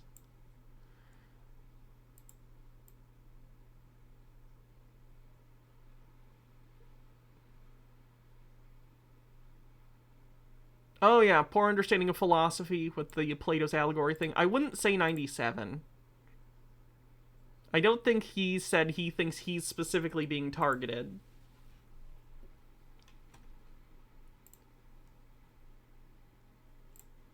Do wormholes exist? Do portals exist?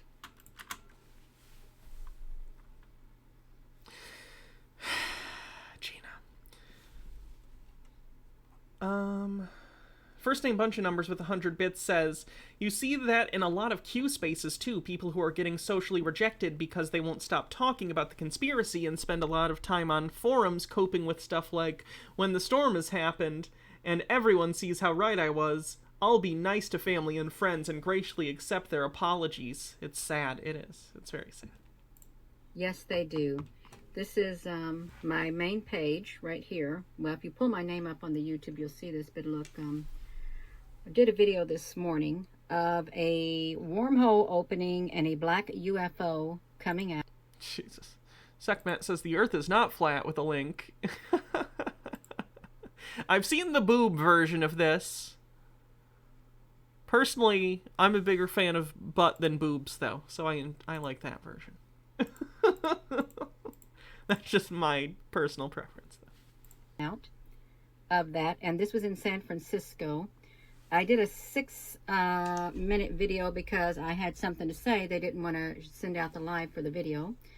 And this was the one, a huge interdimensional UFO ship came through a wormhole in San Francisco. Aliens in the bingo card? California. Well, is she going to say it's aliens, or does she just think it's... We'll see.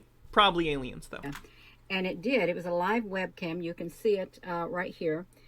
This is not a cloud, that's not a cloud, and that certainly is not a cloud, which Gina, genius at identifying what is and is not a cloud. So is this right here. It's some type of interdimensional ship, a massive ship. If you saw last night, they fired another weapon at the sun, and they did. They fired another weapon at this sun, went straight to it down there to try to hit a ship. This ship right here, but they missed. It went straight into the sun right at the time as this is coming out.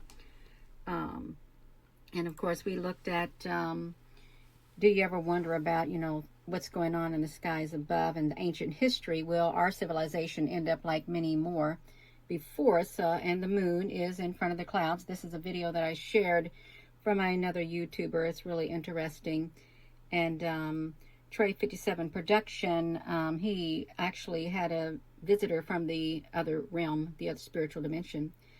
And it's been happening for a week. I've been seeing ships up close, and my eyes have been zooming up in my dream state. There must be hundreds or thousands of UFOs that are coming from the sun, and you can see right here, they're all over the sun. They're coming out of the portals on the sun. Probably hundreds of thousands are already here, and they started coming out during a solar eruption back in 2000. They called them particle events. There were hundreds of thousands of these ships that came out. And at the observatory, of course, they had a lot of interest in the moon. That's the end of my videos right there, y'all, but check this out. So the sun, if you go to my main page, here's what happens when you go to my main page. You ain't gonna see hardly nothing. This is how they got it set up. You go to Gina Maria Calvin Hill, right here. You just call me Gina. I'll answer. And this is all you're gonna see on my page. This is the videos they showcase. And that's all customizable. If you don't like how that's laid out, to be clear, as someone with a YouTube channel who has had a YouTube channel for over a decade now, about a decade, little over a decade, you can customize, and YouTube has changed a lot, but I'm talking about modern YouTube. You can still change which videos are shown to people. You have full control over that, Gina. By looking at these videos, you're going to think, well, this woman ain't showing nothing. Because that's all they're putting on here is just these videos at the top. I mean, you may see my playlist right here, and then you may see these right here. They're not showing any of my videos on the front page at all. They're not. You would have to click into videos, which would be all the uploads that I upload right here, and it would show you those. You would have to click in live videos in order to see. The majority of the videos that I put on my channel are live videos, and they're full of a whole lot of information concerning the UFO activity, the observatories, the sun, the ships that came out of the sun. Look at these right here. Intelligent. I gotta tell her on the replies she's not gonna see this. I'm not actually giving her advice. She's not gonna. I have no interest in becoming tech support for Gina. I'm good. I don't need to explain to her how to do basic functions of YouTube. Very intelligent. The moon. If you threaten, this was the day the Earth stood still. It was, and here's a massive UFO. See, they're not showing you all this. The massive UFO flying disc that was caught at the observatories. It was massive. It was, and if you come down here, there's even more ships at the observatories. You can see right here. More ships, a massive black ship right there, right outside the observatories. You can see it here again. We'll call it aliens on the bingo card. That's fine. The Pleiadians have an important message for us per Gaia TV. It's just nonsense.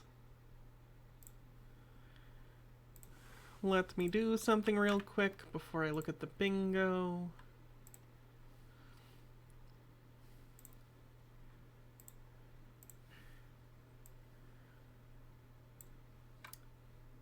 Cool.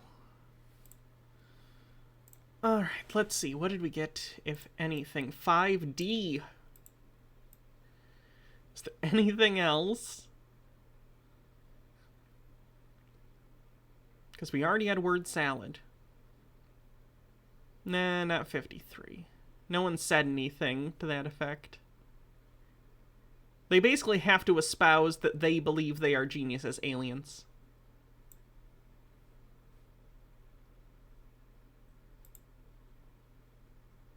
Believes they speak with aliens? Yeah. Believes they speak with aliens regularly. Okay. I think that's it.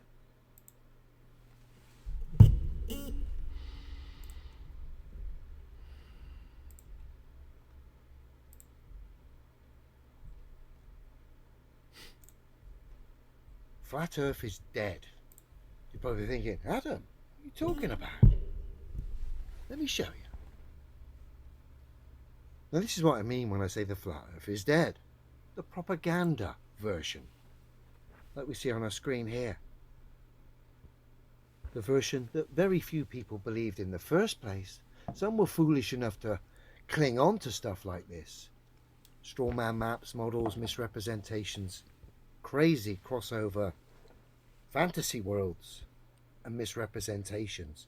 Like I said, you type this into Google, this is what you get. And yet no one on this earth believes this tosh. A lot of cases you've got this disc or this pancake hovering in some heliocentric vacuum, mixing delusions. It's always funny to me when flat earthers get mad specifically that, like, this is not what they think the earth is like because they don't believe in space, not understanding that not believing in space makes them look stupider, not smarter. Painting a picture, which is a misrepresentation, blending two silly delusions together and hoping that people buy into it or blindly defend it. Like I say, a few might have bought into this silliness in the early days, but of course the flat earth is simply demonstrable science that can be tested and verified by all. Then do it. That's it. No one can refute that, which is why Google They can and have. has to misrepresent the simplistic truth of this place. And this is another thing. Online globe representatives have to misrepresent you by linking you to this silly cartoon here to justify their own delusions. And of course, cover up for the fact, in their deluded minds, that they've got no science. So they have to lie, misrepresent, provide no science, and alter. Is there a father of flat earth than all of these mental giants base this crap on? One of the big progenitors of the modern flat earth movement was Mark Sargent, who took a lot of his material from Samuel Rowbotham, who wrote Zetetic Astronomy in the early 20th century or late 19th, I don't remember. That's where they get a lot of their bullshit from. Ultimately, It's also, I think, where they get their 8 inches per mile squared, which is incorrect in terms of calculating curvature, but they use it a lot. they're left with defending space pantomime. That's all the globe believers can do, is lie and misrepresent people like myself by attaching silliness like on our screen to myself. But it's ultimately people like myself who've killed this propaganda misrepresentation that we see on our screen.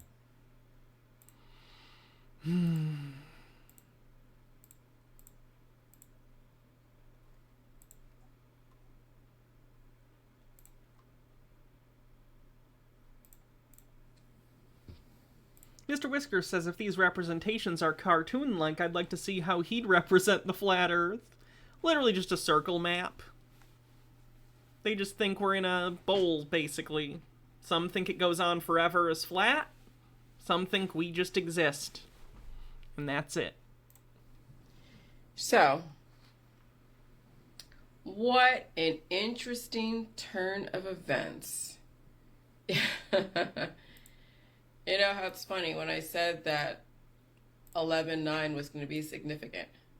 Well, it definitely was significant.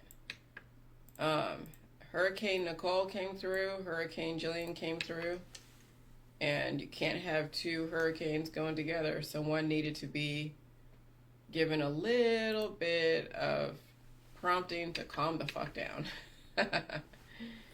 And so, yeah. So truth passes through 3 stages. And this is from Arnold Schopenhauer, the German philosopher. One said that all truth passes through 3 stages. First, it is ridiculed. Second, it is violently opposed. Third, it is accepted as self-evident. And that's true, because all truth is a fact at the time the energy of that truth is supported. What? This Gordon Vole says she's gonna spout some bullshit. Let's watch. And so, anything that somebody thinks of or does is completely relevant and completely, not just relevant, but it has happened It may not have happened or is happening right now, but it has happened in a different time, in a different frequency. And it is not something that really needs to be resisted as far as the information. But it needs to be understood that even though you don't see it. It's like she does verbal jazz.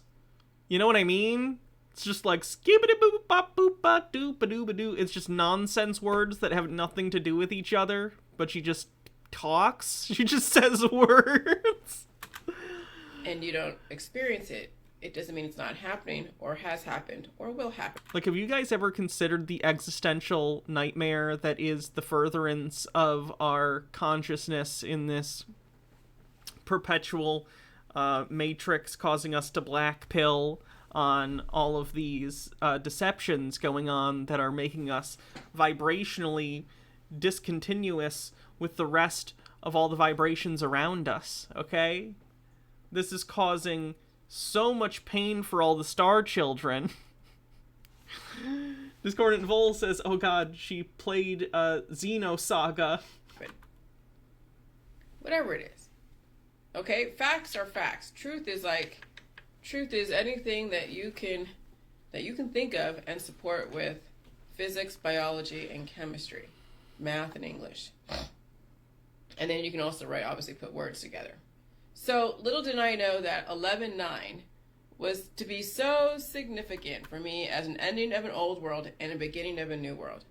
And so it's interesting how I was connected to, like, my personal page was connected to the Exposing the Lies, which was the birth of the whole JJ world. I mean, that was the birth. That was where everything started. That was all the controversy, and then that controversy then turned into the evolution, which was the Jilly Juice page. Well, the Jilly Juice page is still up, of course, because it's not connected to my old account. However, my old account, Jilly Juice, I can't get into it for whatever reason. I couldn't tell you exactly what happened. All I could say is the powers that be, whatever that is, decided that it's time now to put out a different voice with not so much of a following, because there's going to be a lot of stuff going on. Okay, there is already a lot of stuff going on. And so, but why would they shut your voice down and not other people's voices? Because they're saying stuff that's really controversial. Because here's the thing. I was actually agreeing that certain things in different frequencies are appropriate. Certain therapies are appropriate in certain frequencies. In a low frequency environment, fertility is great because you can manage that growth and evolve it. We're 4 minutes in and I don't think she said anything that meant anything, to be clear. I don't know how much we'll watch of this, but this looks like a corny 80s, 90s, 1996 video about witchcraft. And it looked pretty funny. Corny.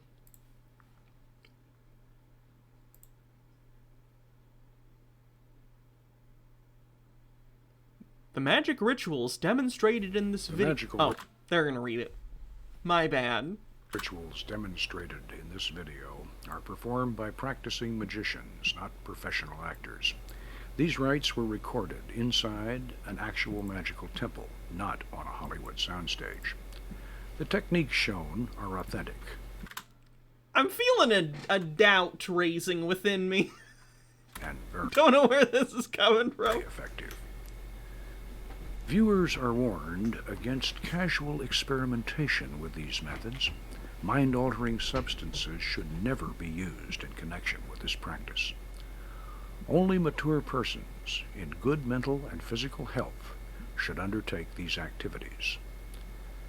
This system should be approached with the same respect one would accord to a full-contact martial art.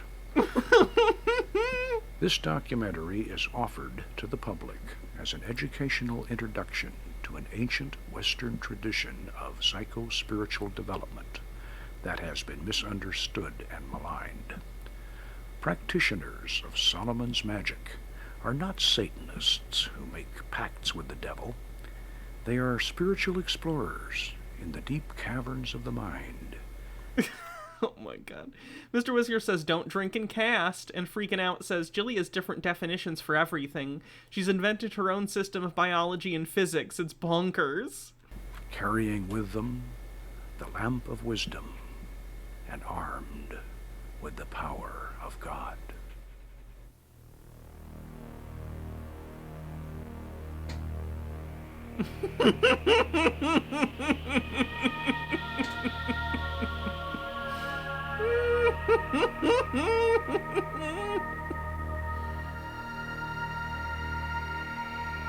This would be a nice intro to a D&D module, yeah.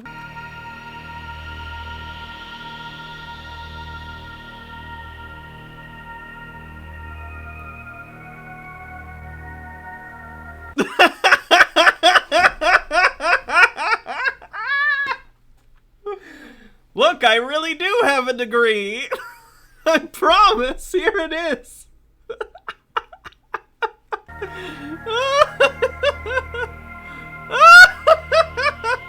Masters of the Arts of Anthropology.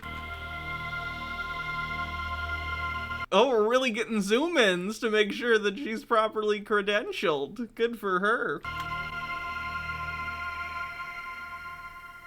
These be the 72 mighty kings and princes which King Solomon commanded into a vessel of brass, together with their legions. And it is to be noted that Solomon did this because of their pride.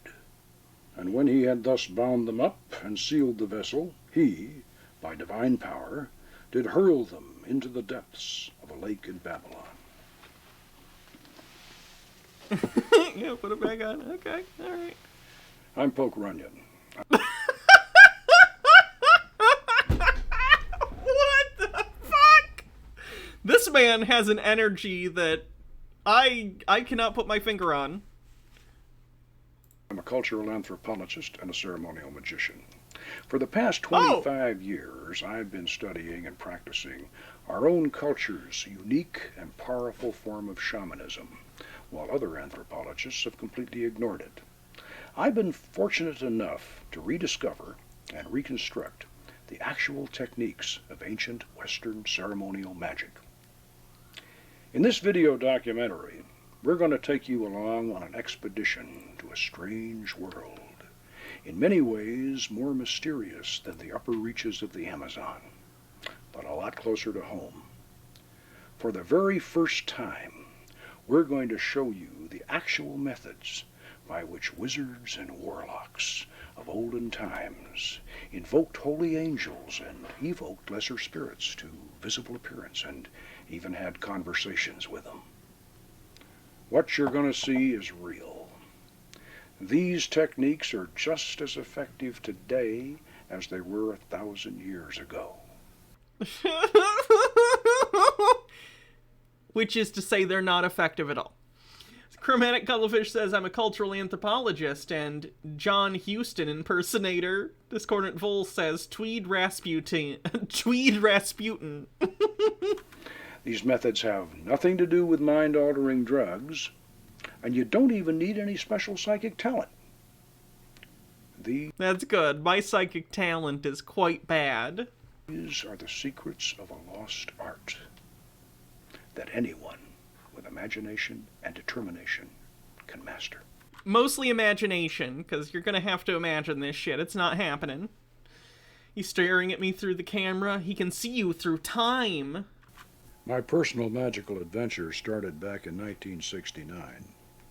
At that time, I was a reclusive bachelor eking out a living writing pulp fiction for paperbacks and men's magazines. After years of pounding a typewriter while chain-smoking and constantly drinking coffee, my chronic... I did not think he was going to say coffee. Hey guys, look, I'm a real wizard, rolls D20. Let's see. Let's see what it is. Do I have a roll command?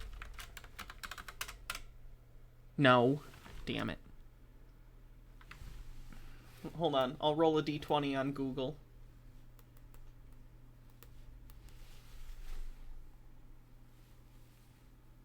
$17. Not bad. 17. It's pretty good. Pretty good. Steve Goblin says that sigil with the star and the two parallel lines is the Gothic seal of Demon Astaroth, so either this lot are just slapping spooky-looking stuff on for show, or they're actually into some dark shit. The Ars Gotia is interesting as spooky occult history, but it's hardly indicative of ancient practices, given that the earliest copies of similar grimoires only date back to the 1500s. Chronic indigestion finally turned into gut-wrenching stomach pains. The condition was misdiagnosed as an ulcer. Now, at that time, ulcers were thought to be psychosomatic, so being a macho former Green Beret, I wasn't about to become Casper and have to eat milquetoast. No sissy neurotic disease like an ulcer was going to change my lifestyle. So, I set out to heal myself through... So you're like a really shitty Doctor Strange, but instead of broken hands, you have an ulcer and a really toxic masculine idea of what a quote-unquote sissy disease is, or whatever. Neurotic disease, whatever the fuck he said. Mastering self-hypnosis. In desperation, I learned the art quickly and was able to suppress the pain. But then it would come back, and it would be even worse. And I took myself about as deep into trance as anyone has ever gone, but I could not heal that ulcer. Man, it's almost like your medical problems can't be fixed with woo-woo bullshit. Because, as the doctors finally discovered when I was almost dead, I was carrying within me a gallbladder that had turned to solid rock. In the latter stages of my illness, I was in a state that I now realize was a toxic psychosis. In my desperate attempt to cure myself, I had gone beyond self-hypnosis into the study of Tibetan tantric yoga, and finally, to what was, at that time, the least known and most forbidden of all the spiritual paths, Western ritual magic. I had been studying books about Western ceremonial... You sure they got all the toxins out of you that were causing the psychosis? Because I feel like maybe a little got left. Mr. Whiskers says, my dad was a Green Beret. He just did the normal thing and became a Republican biker afterwards, though. Magic.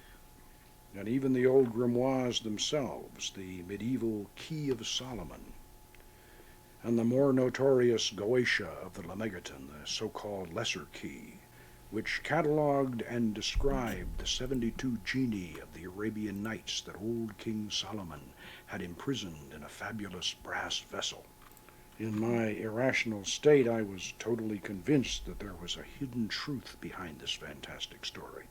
Like Aladdin's wonderful lamp or Ali Baba's open sesame, there was a secret key to calling up those mighty princes of the jinn that Solomon had imprisoned so long ago, and I was determined to find it.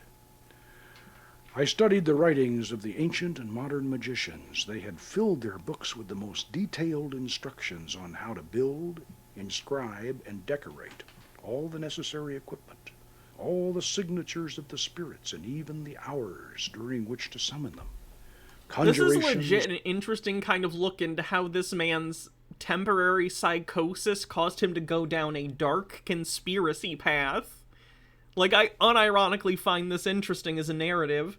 Freaking Out says, swings a watch. You no longer have a gaping hole in your stomach. You can now eat pizza again. Ah, yes. A name. Speaking of which, I'm making pizza for dinner. Got some dough that's thawing. I'm really excited. Got some really good seasonings for it. It's gonna kick ass. Of power were all set forth, complete and ready to recite. Hear me and make all spirits subject unto me, so that every spirit of the firmament and of the aether, upon the earth and under the earth, on dry land and in the waters, of whirling air and of rushing fire, and every spell and scourge of God may be obedient unto me.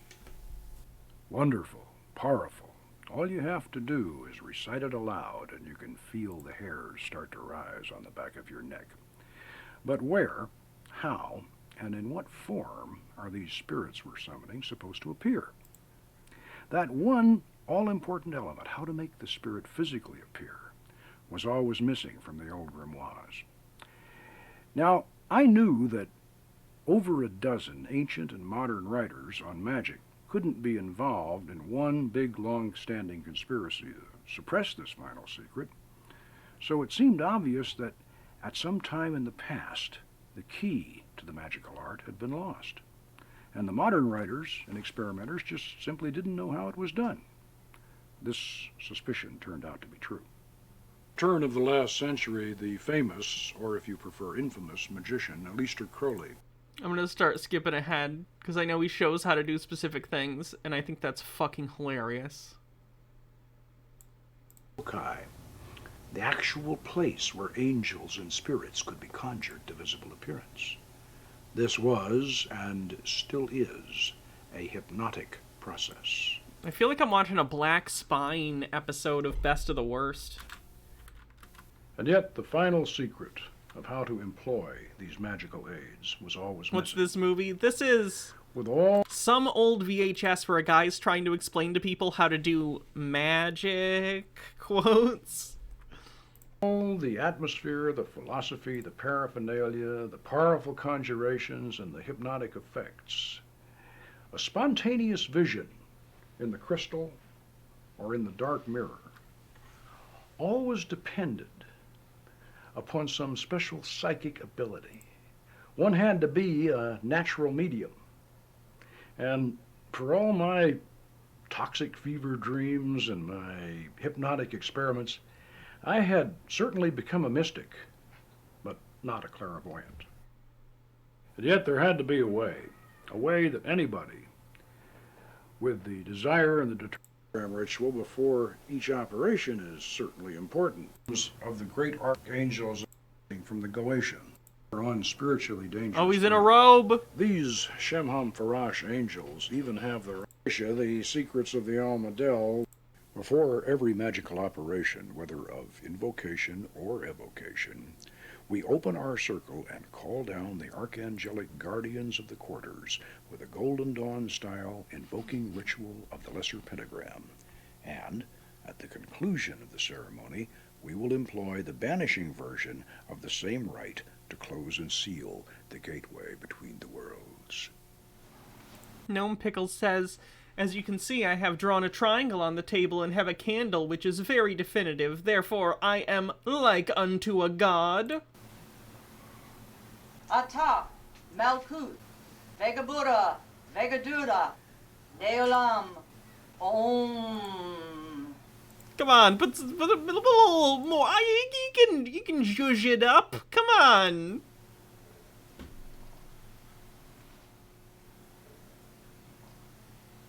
If I keep skipping, how will you safely become wizards? I can't have my audience becoming wizards.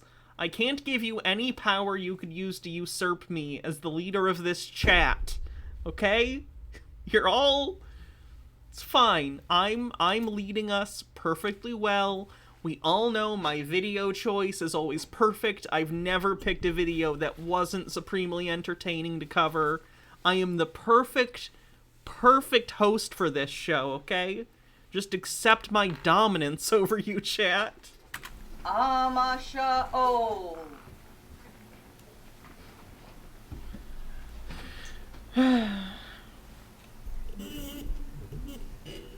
Adonai.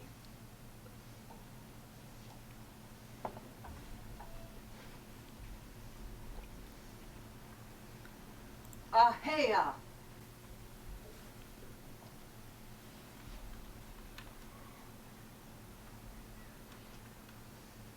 Ata, Gabor, Leolam, Adonai. Forrest Espion says, I accidentally fell asleep because I had a big meal while watching, and now I woke up hearing the sound of someone talking about pentagrams and Satanism.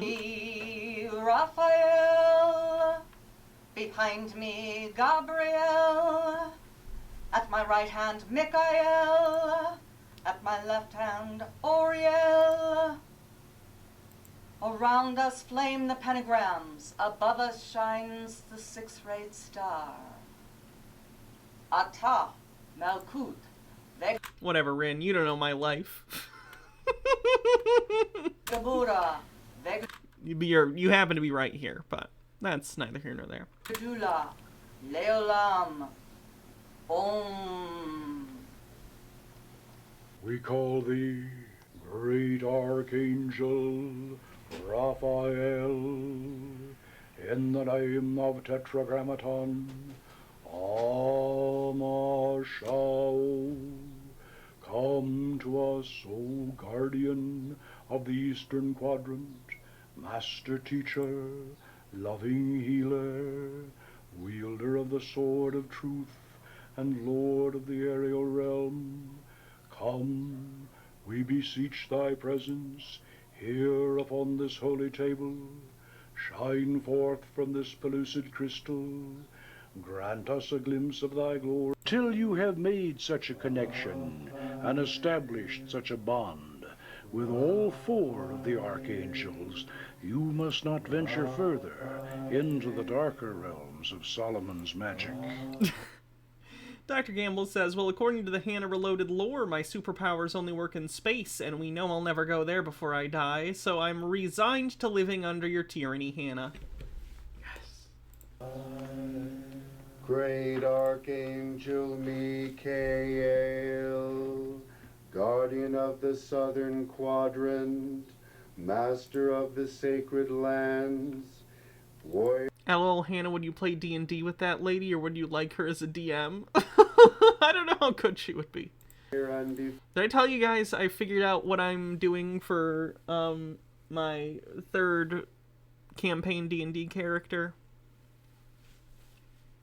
Stone Corpel says you gotta grind your reputation up with each archangel before you unlock tier 4 magic. Defender, Lord... Grant us a glimpse Of the quadrants firmly on our side. Gnome Pickles, thanks for 100 We're ready bits. to Kicking open- off a hype train! Discordant Vol with 100 bits says, so when does the porn start? Solomon's brass vessel, and call forth the genie to appear in the dark mirror on the triangle of Ooh, arc. genies! This is the first time. Thee I invoke the Bornless One. 28% to Thee level that 1 didst on the create hype. the earth and the heavens. We ask that... I'd like to ask Mr. Runyon first about the Temple of Astarte. Okay, I'm over this guy.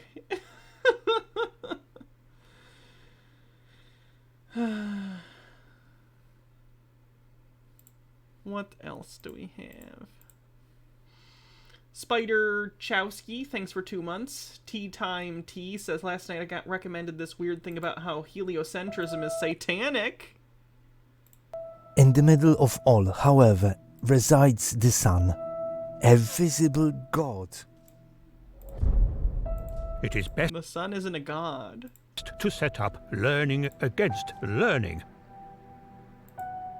I have a fear, and it is that with the study of ancient literature, ancient paganism will reappear. The purpose of this documentary is not to provide scientific, practical, or biblical evidence against heliocentric science. Cool! We done then? Logarth says, tell that to ancient Sumerians and like a dozen other pre-agrarian societies. Tea with Goblins says, fuck's sake, this looks like so much fuss and faffing about. Just take some mushies and wank over a hand-drawn sigil like normal people. And Gnome Pickle says, good luck with that, boss. Mr. Whiskers, thanks for gifting a sub to Logarth, getting us over level 1 of the hype train. But rather, to trace the presently raging cosmology dispute back to its ancient heritage. Newton was not the first of the Age of Reason. He was the last of the magicians. What? For those not so deep under the spell, the magician often gives it all away. And when their work was done, the old theological conception of the universe was gone. The fool wants to turn the whole art of astronomy upside down. I was blinded by science. If the Bible could be shown to be we could say ancient untrustworthy, wisdom. then the eyes of men could be redirected back to the learned doctors whose famed words had for centuries made merchandise over their souls. And we shall weed out from their minds anything injurious to Roman Catholicism. Oh no. Heliosorcery. Where's this available? That sounds hilarious. And oh my god, the whole thing's here. Okay, I'm gonna save this for next week because it's almost 2 hours long. And yeah, it seems rad as fuck. But we'll watch other stuff to finish up this stream. We have half an hour left, roughly. And we'll... You want a link? You gonna steal it from me, Rin? You gonna steal my content? There it is. Gnome Pickle says, I'm a heliosorcerer. Behold my control fire. I'm joking, by the way. I don't give a shit if you watch that first. 8% to level 2 on the hype train. A very interesting clip from a TV show from 1965 called Bonanza. The specific title for this episode, Devil on Her Shoulder, again from 1965. Just 4 years before the so-called moon landing. And definitely there's nothing new under the sun when it comes... Fast Lunacy says, I want to know about Newtonian magic. Did he control gravity? Spawn apples? That'd be a good one. Apple powers. ...to Freemasonry and duality in plain sight. Just as you see here, the concept of the yin and the yang, negative, positive. Poor understanding of Eastern philosophy on the bingo card. Newton wrote about 1 million words worth of alchemical essays, hence the last magician thing. Alchemy is actually much more interesting than people give credit for. It's woo-woo magical thinking, of course, but a philosophical precursor to contemporary chemistry. It's fascinating. Female, male, night and day, and so forth. 17% to level 2. About a minute and a half left on the boost, or hype train. Obviously, this is a Masonic philosophy. Just like you see here in this Masonic lodge with the black and white tile on the floor, the 2 pillars of Freemasonry.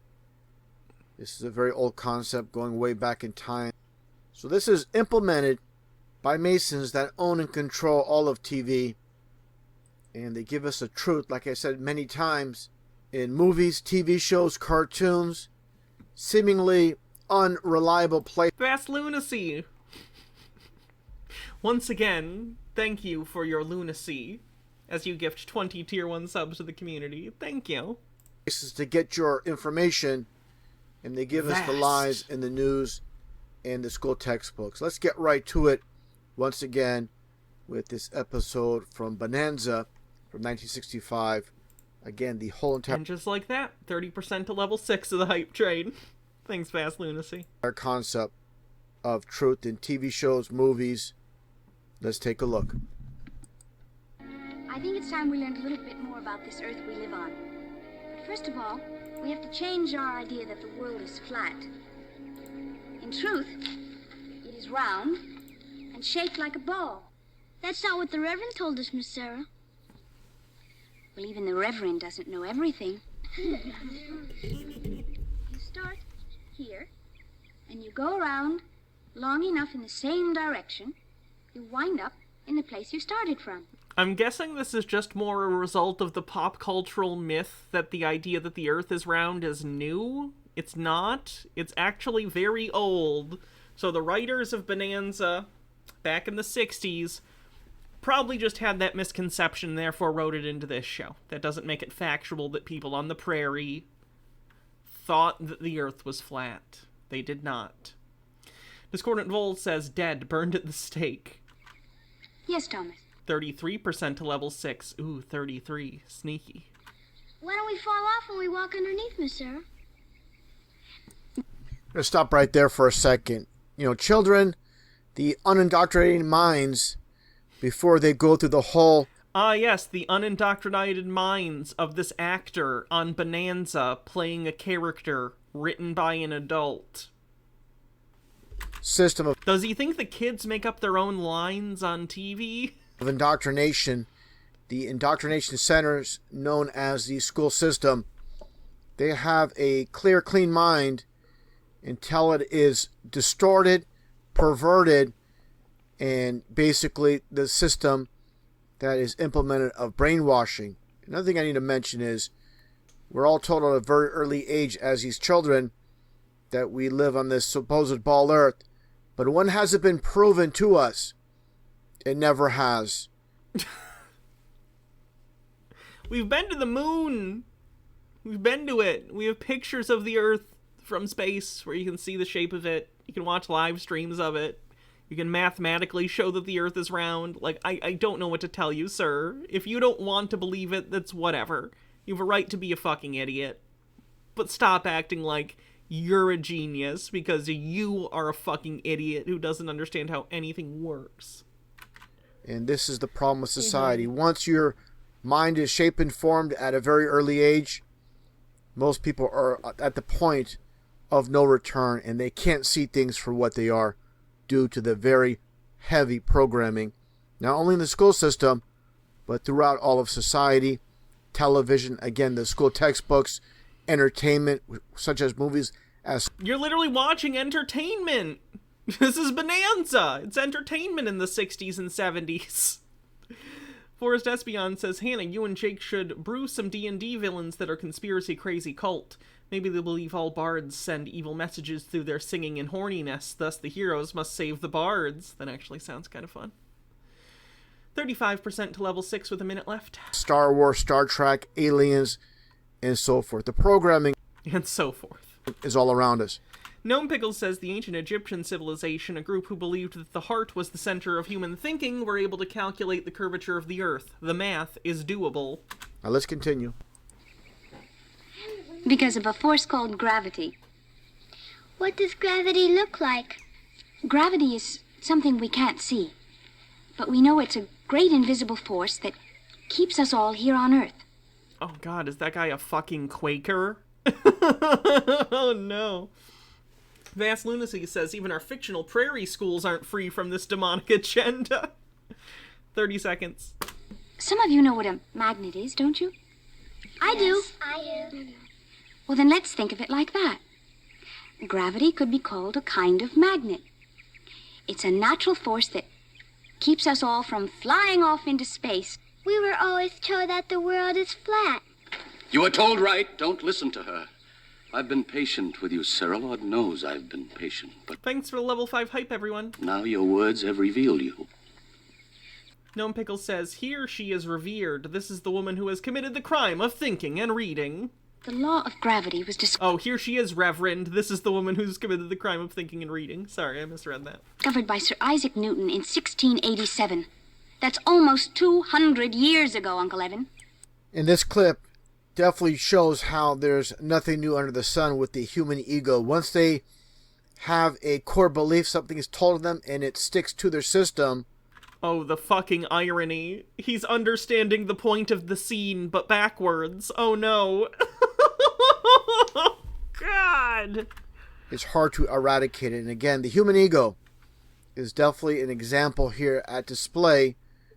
Hypocrisy on the bingo card. Whatever it is, unbelievable hypocrisy or whatever. Of the anger, the resentment of the truth being told. And people are going to fight it.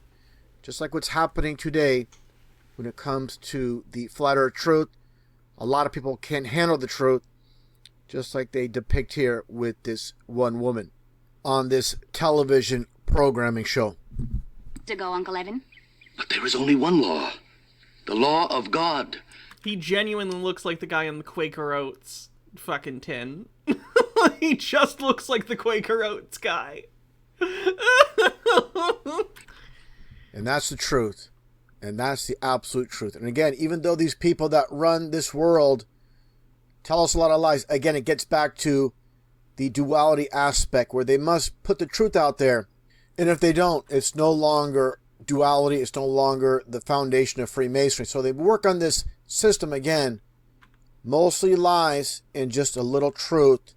And again, on a TV show where the truth is put out there And the majority of society is not going to get it. They're not going to understand the principle of Freemasonry, because Freemasonry is not taught in the entire school system, all the way from elementary school, junior high, high school, college, university, and so forth. Dr. Gamble says the law of God is told by man. It's only for those at the very apex to know and understand. As I showed several times in the past, knowledge is at the top of the pyramid, the apex of the pyramid, and everybody's kept dumbed down and ignorant, the basis of human control. Now let's continue on. But there is only one law, the law of God. If our divine maker had meant for us to walk upside down, he would have put feet on our hands. Children, listen to me. Look around you. All around you. As far as the eye can see, the earth is flat. Now you see it that way, because that is the way the Lord intended for it to be. Anything else is heresy. And again, the truth is put out there in plain sight, and people cannot accept it. And again, the concept of truth in entertainment.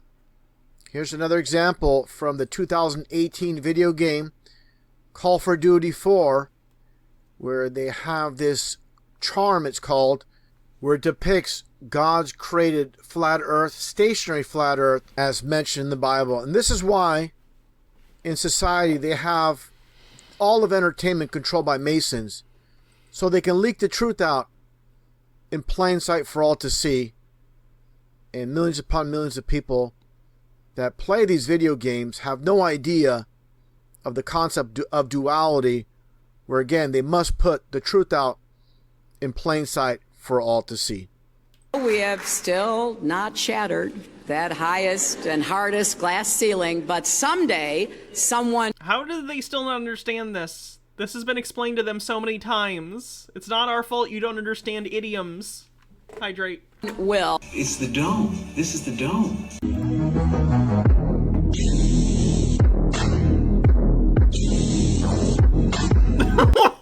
What? It's a fucking window! Come on! Dome. This is the dome.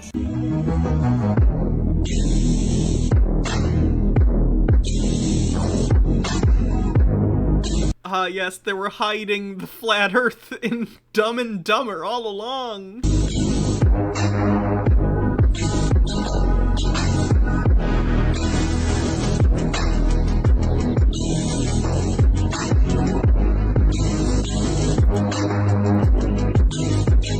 Oh my god, the Truman Show is literally about him living in a domed city because it's fake, because it's a set.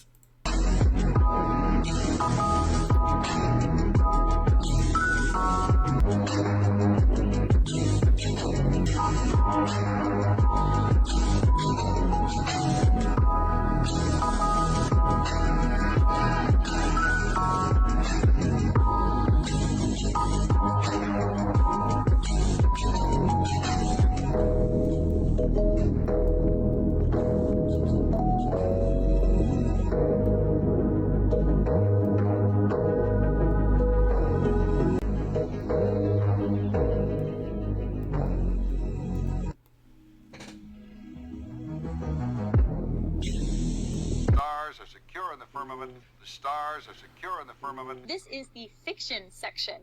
Fiction means it's a made-up story. Fiction means it's a made-up story. Flat earthers are so fucking stupid. I don't know what to even do. Jake Thoney says they hide the truth in plain sight, but this ignores all the other truths revealed in plain sight. It's baffling. It is. It is.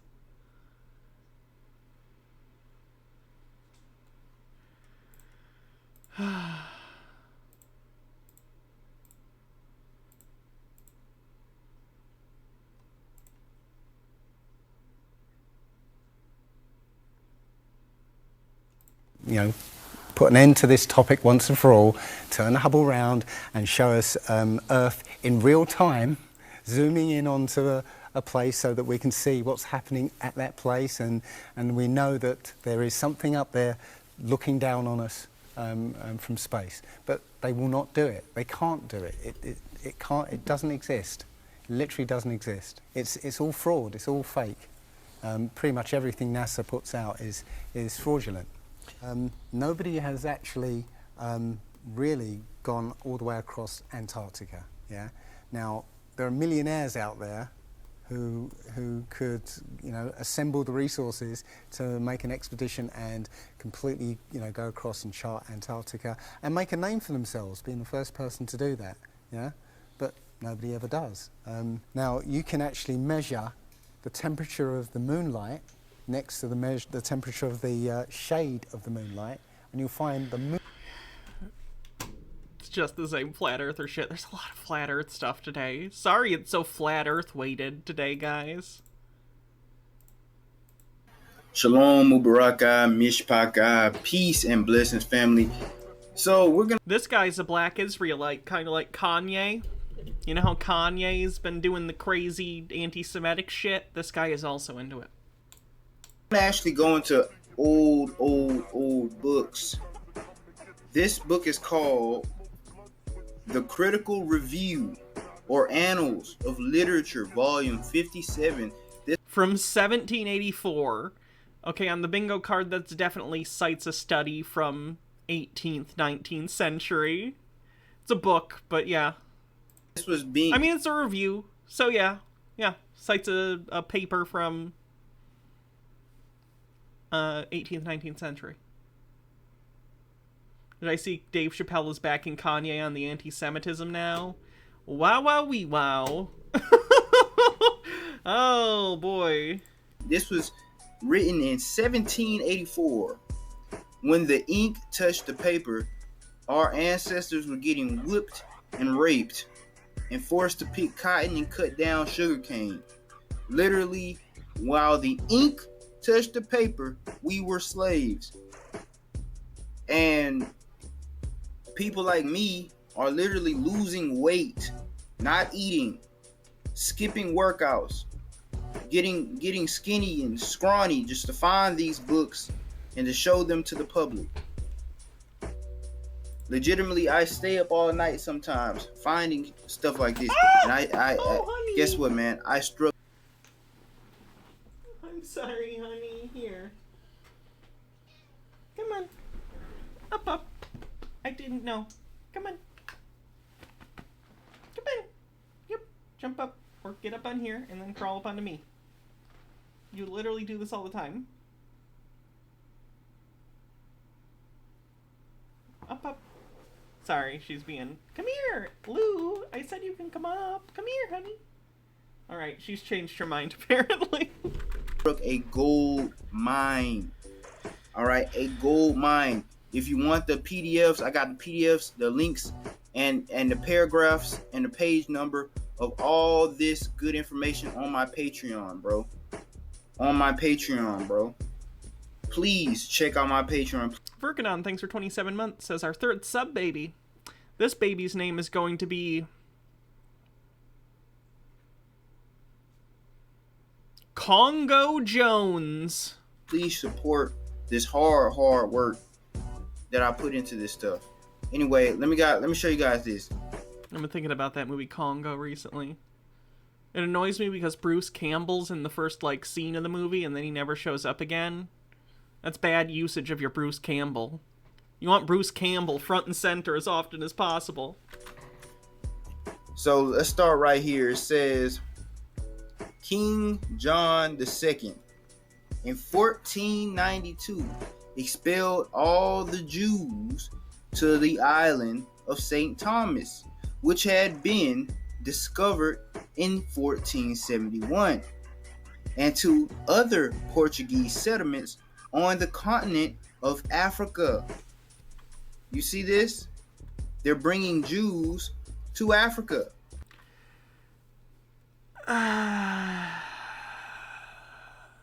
They're not talking about you, sir. All right. Now look. Let's keep reading. And from there banished Jews the Black Portuguese, as they are called. Look at this, man.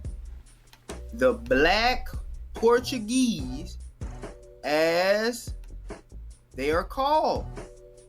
They call the Jews the Black Portuguese. So what color are the Jews? Black. No. Let's look this shit up. Okay.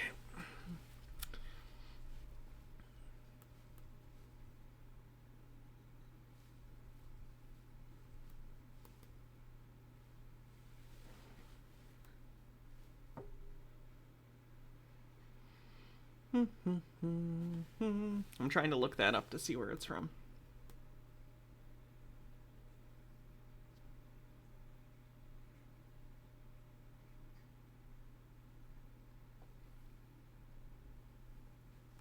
No, that's incorrect. Because when you actually search it, you just get, like, people of African descent from Portugal, which is not what that is talking about. Because even when you look at, like, the page for Afro-Portuguese individuals, the main religious denominations that those people are Roman Catholicism and Protestantism, Sunni Islam. So I don't see anything about Judaism amongst those groups, so I have no idea what he's talking about. I'd have to do a further study to see what that's actually in reference to and why that phrasing was used at the time. Okay, look, let me show you this. And the Jews of Loango, who are despified even by the very Negroes, are descended. The Negroes are descended from the Jews. Come on, guys. The Jews are called the Black Portuguese. They were brought to Africa in 1471. So what do you think was happening in 1619? In 1492, the Jews were forced out of Spain and Portugal. And they were shipped around to islands. But what else happened in 1492? It kind of sounds to me like they're talking about various groups of peoples that were displaced, Jewish people, and these other groups. Indian slaves were being taken from the Americans. And yeah, reading a document from 1784 without historical knowledge and context is not going to be a good time. Good.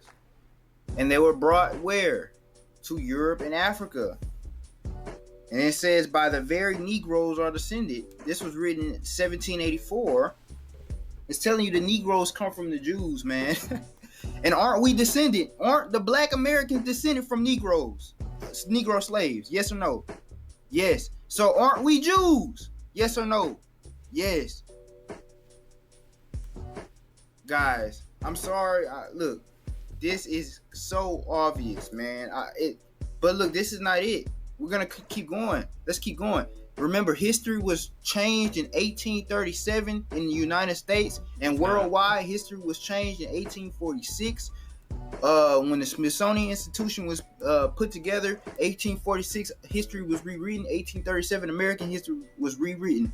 So anything before 1837 is authentic. If you're looking at a book and it got brown pages, you know it's authentic. If you got digital writing in a book, it's going to have hijack. If you got a book and it has brown pages, that's how you check for accuracy. Period. If you got digital writing in a book, it's going to have hijack. If you got this shit, like, see how this... Does he not understand? That doesn't even make sense internally. Where he's reading this, I think, is Google Scholar or something. This isn't doctored. I don't think it's doctored. I don't know the historical context behind the words here, but I don't think it's doctored. But you could. You could absolutely change the words on this page and match it exactly to the typeface because you already have all the letters here. You just have to copy the letters in other positions and turn it into a font that you could manipulate digitally. That wouldn't be hard to do for someone if they wanted to do that. Very weird that his justification is just, the pages are dark, so it's old. Reading look like it's written with an ink. It look like it's written with a feather in the ink. That's how you know it's real. You know what I'm saying? That's how you know it's real. When the stuff when the stuff look like it was made by a printer, nah, it's gonna have some hijack. This stuff here is real. They didn't lie about history back then. This was the real stuff. So let's look at another book, man. Anyway, this book is called America Being the Latest and Most Accurate Description of the New World. Okay, enough of this guy. Jesus Christ. I think that's probably it for today. We're going on 3 hours. I don't think anyone won bingo, so we're just going to have to gift a random sub, because no one won bingo again. Maybe I need to alter the spaces again. I feel like before it was a little overzealous, so we would get a lot of bingos, but I think it's been overcorrected the opposite direction. So maybe I need to add a few more spaces that are common things. Gnome Pickles says, I have a copy of Anglo-Saxon medical text that tells you how to tell if an elf or a dwarf has cursed you and how to cure the curse. Is that an accurate text because of its age too? Yes, clearly. Also, I believe I've been cursed by a dwarf, so if you could come to my house, that'd be great. P-Meal with 200 bits. Shank ya. Shank ya. Who will we raid?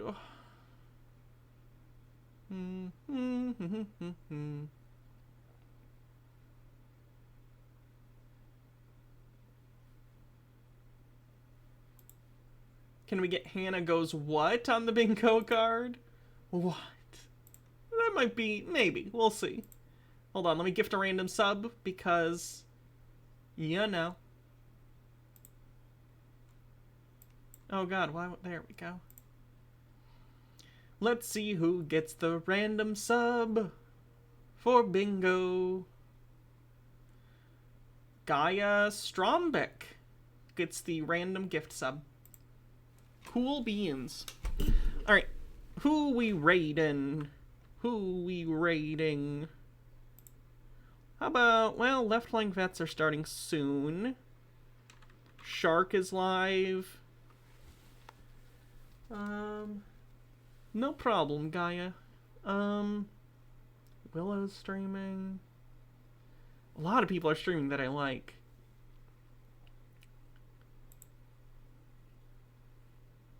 Shark's already going. We'll do Shark. Love you too, Mr. Blast. Have a good night, everyone. I'll see you tomorrow for maybe a cringe stream. I have some stuff for us to watch for that. Maybe crypto. Crypto's been crashing, and that's been fun. I'll have to get some stuff together for that. Either way, I'll see you guys tomorrow. We'll have some fun. Thanks all for hanging out and doing Tinfoil Tuesday. See you guys later.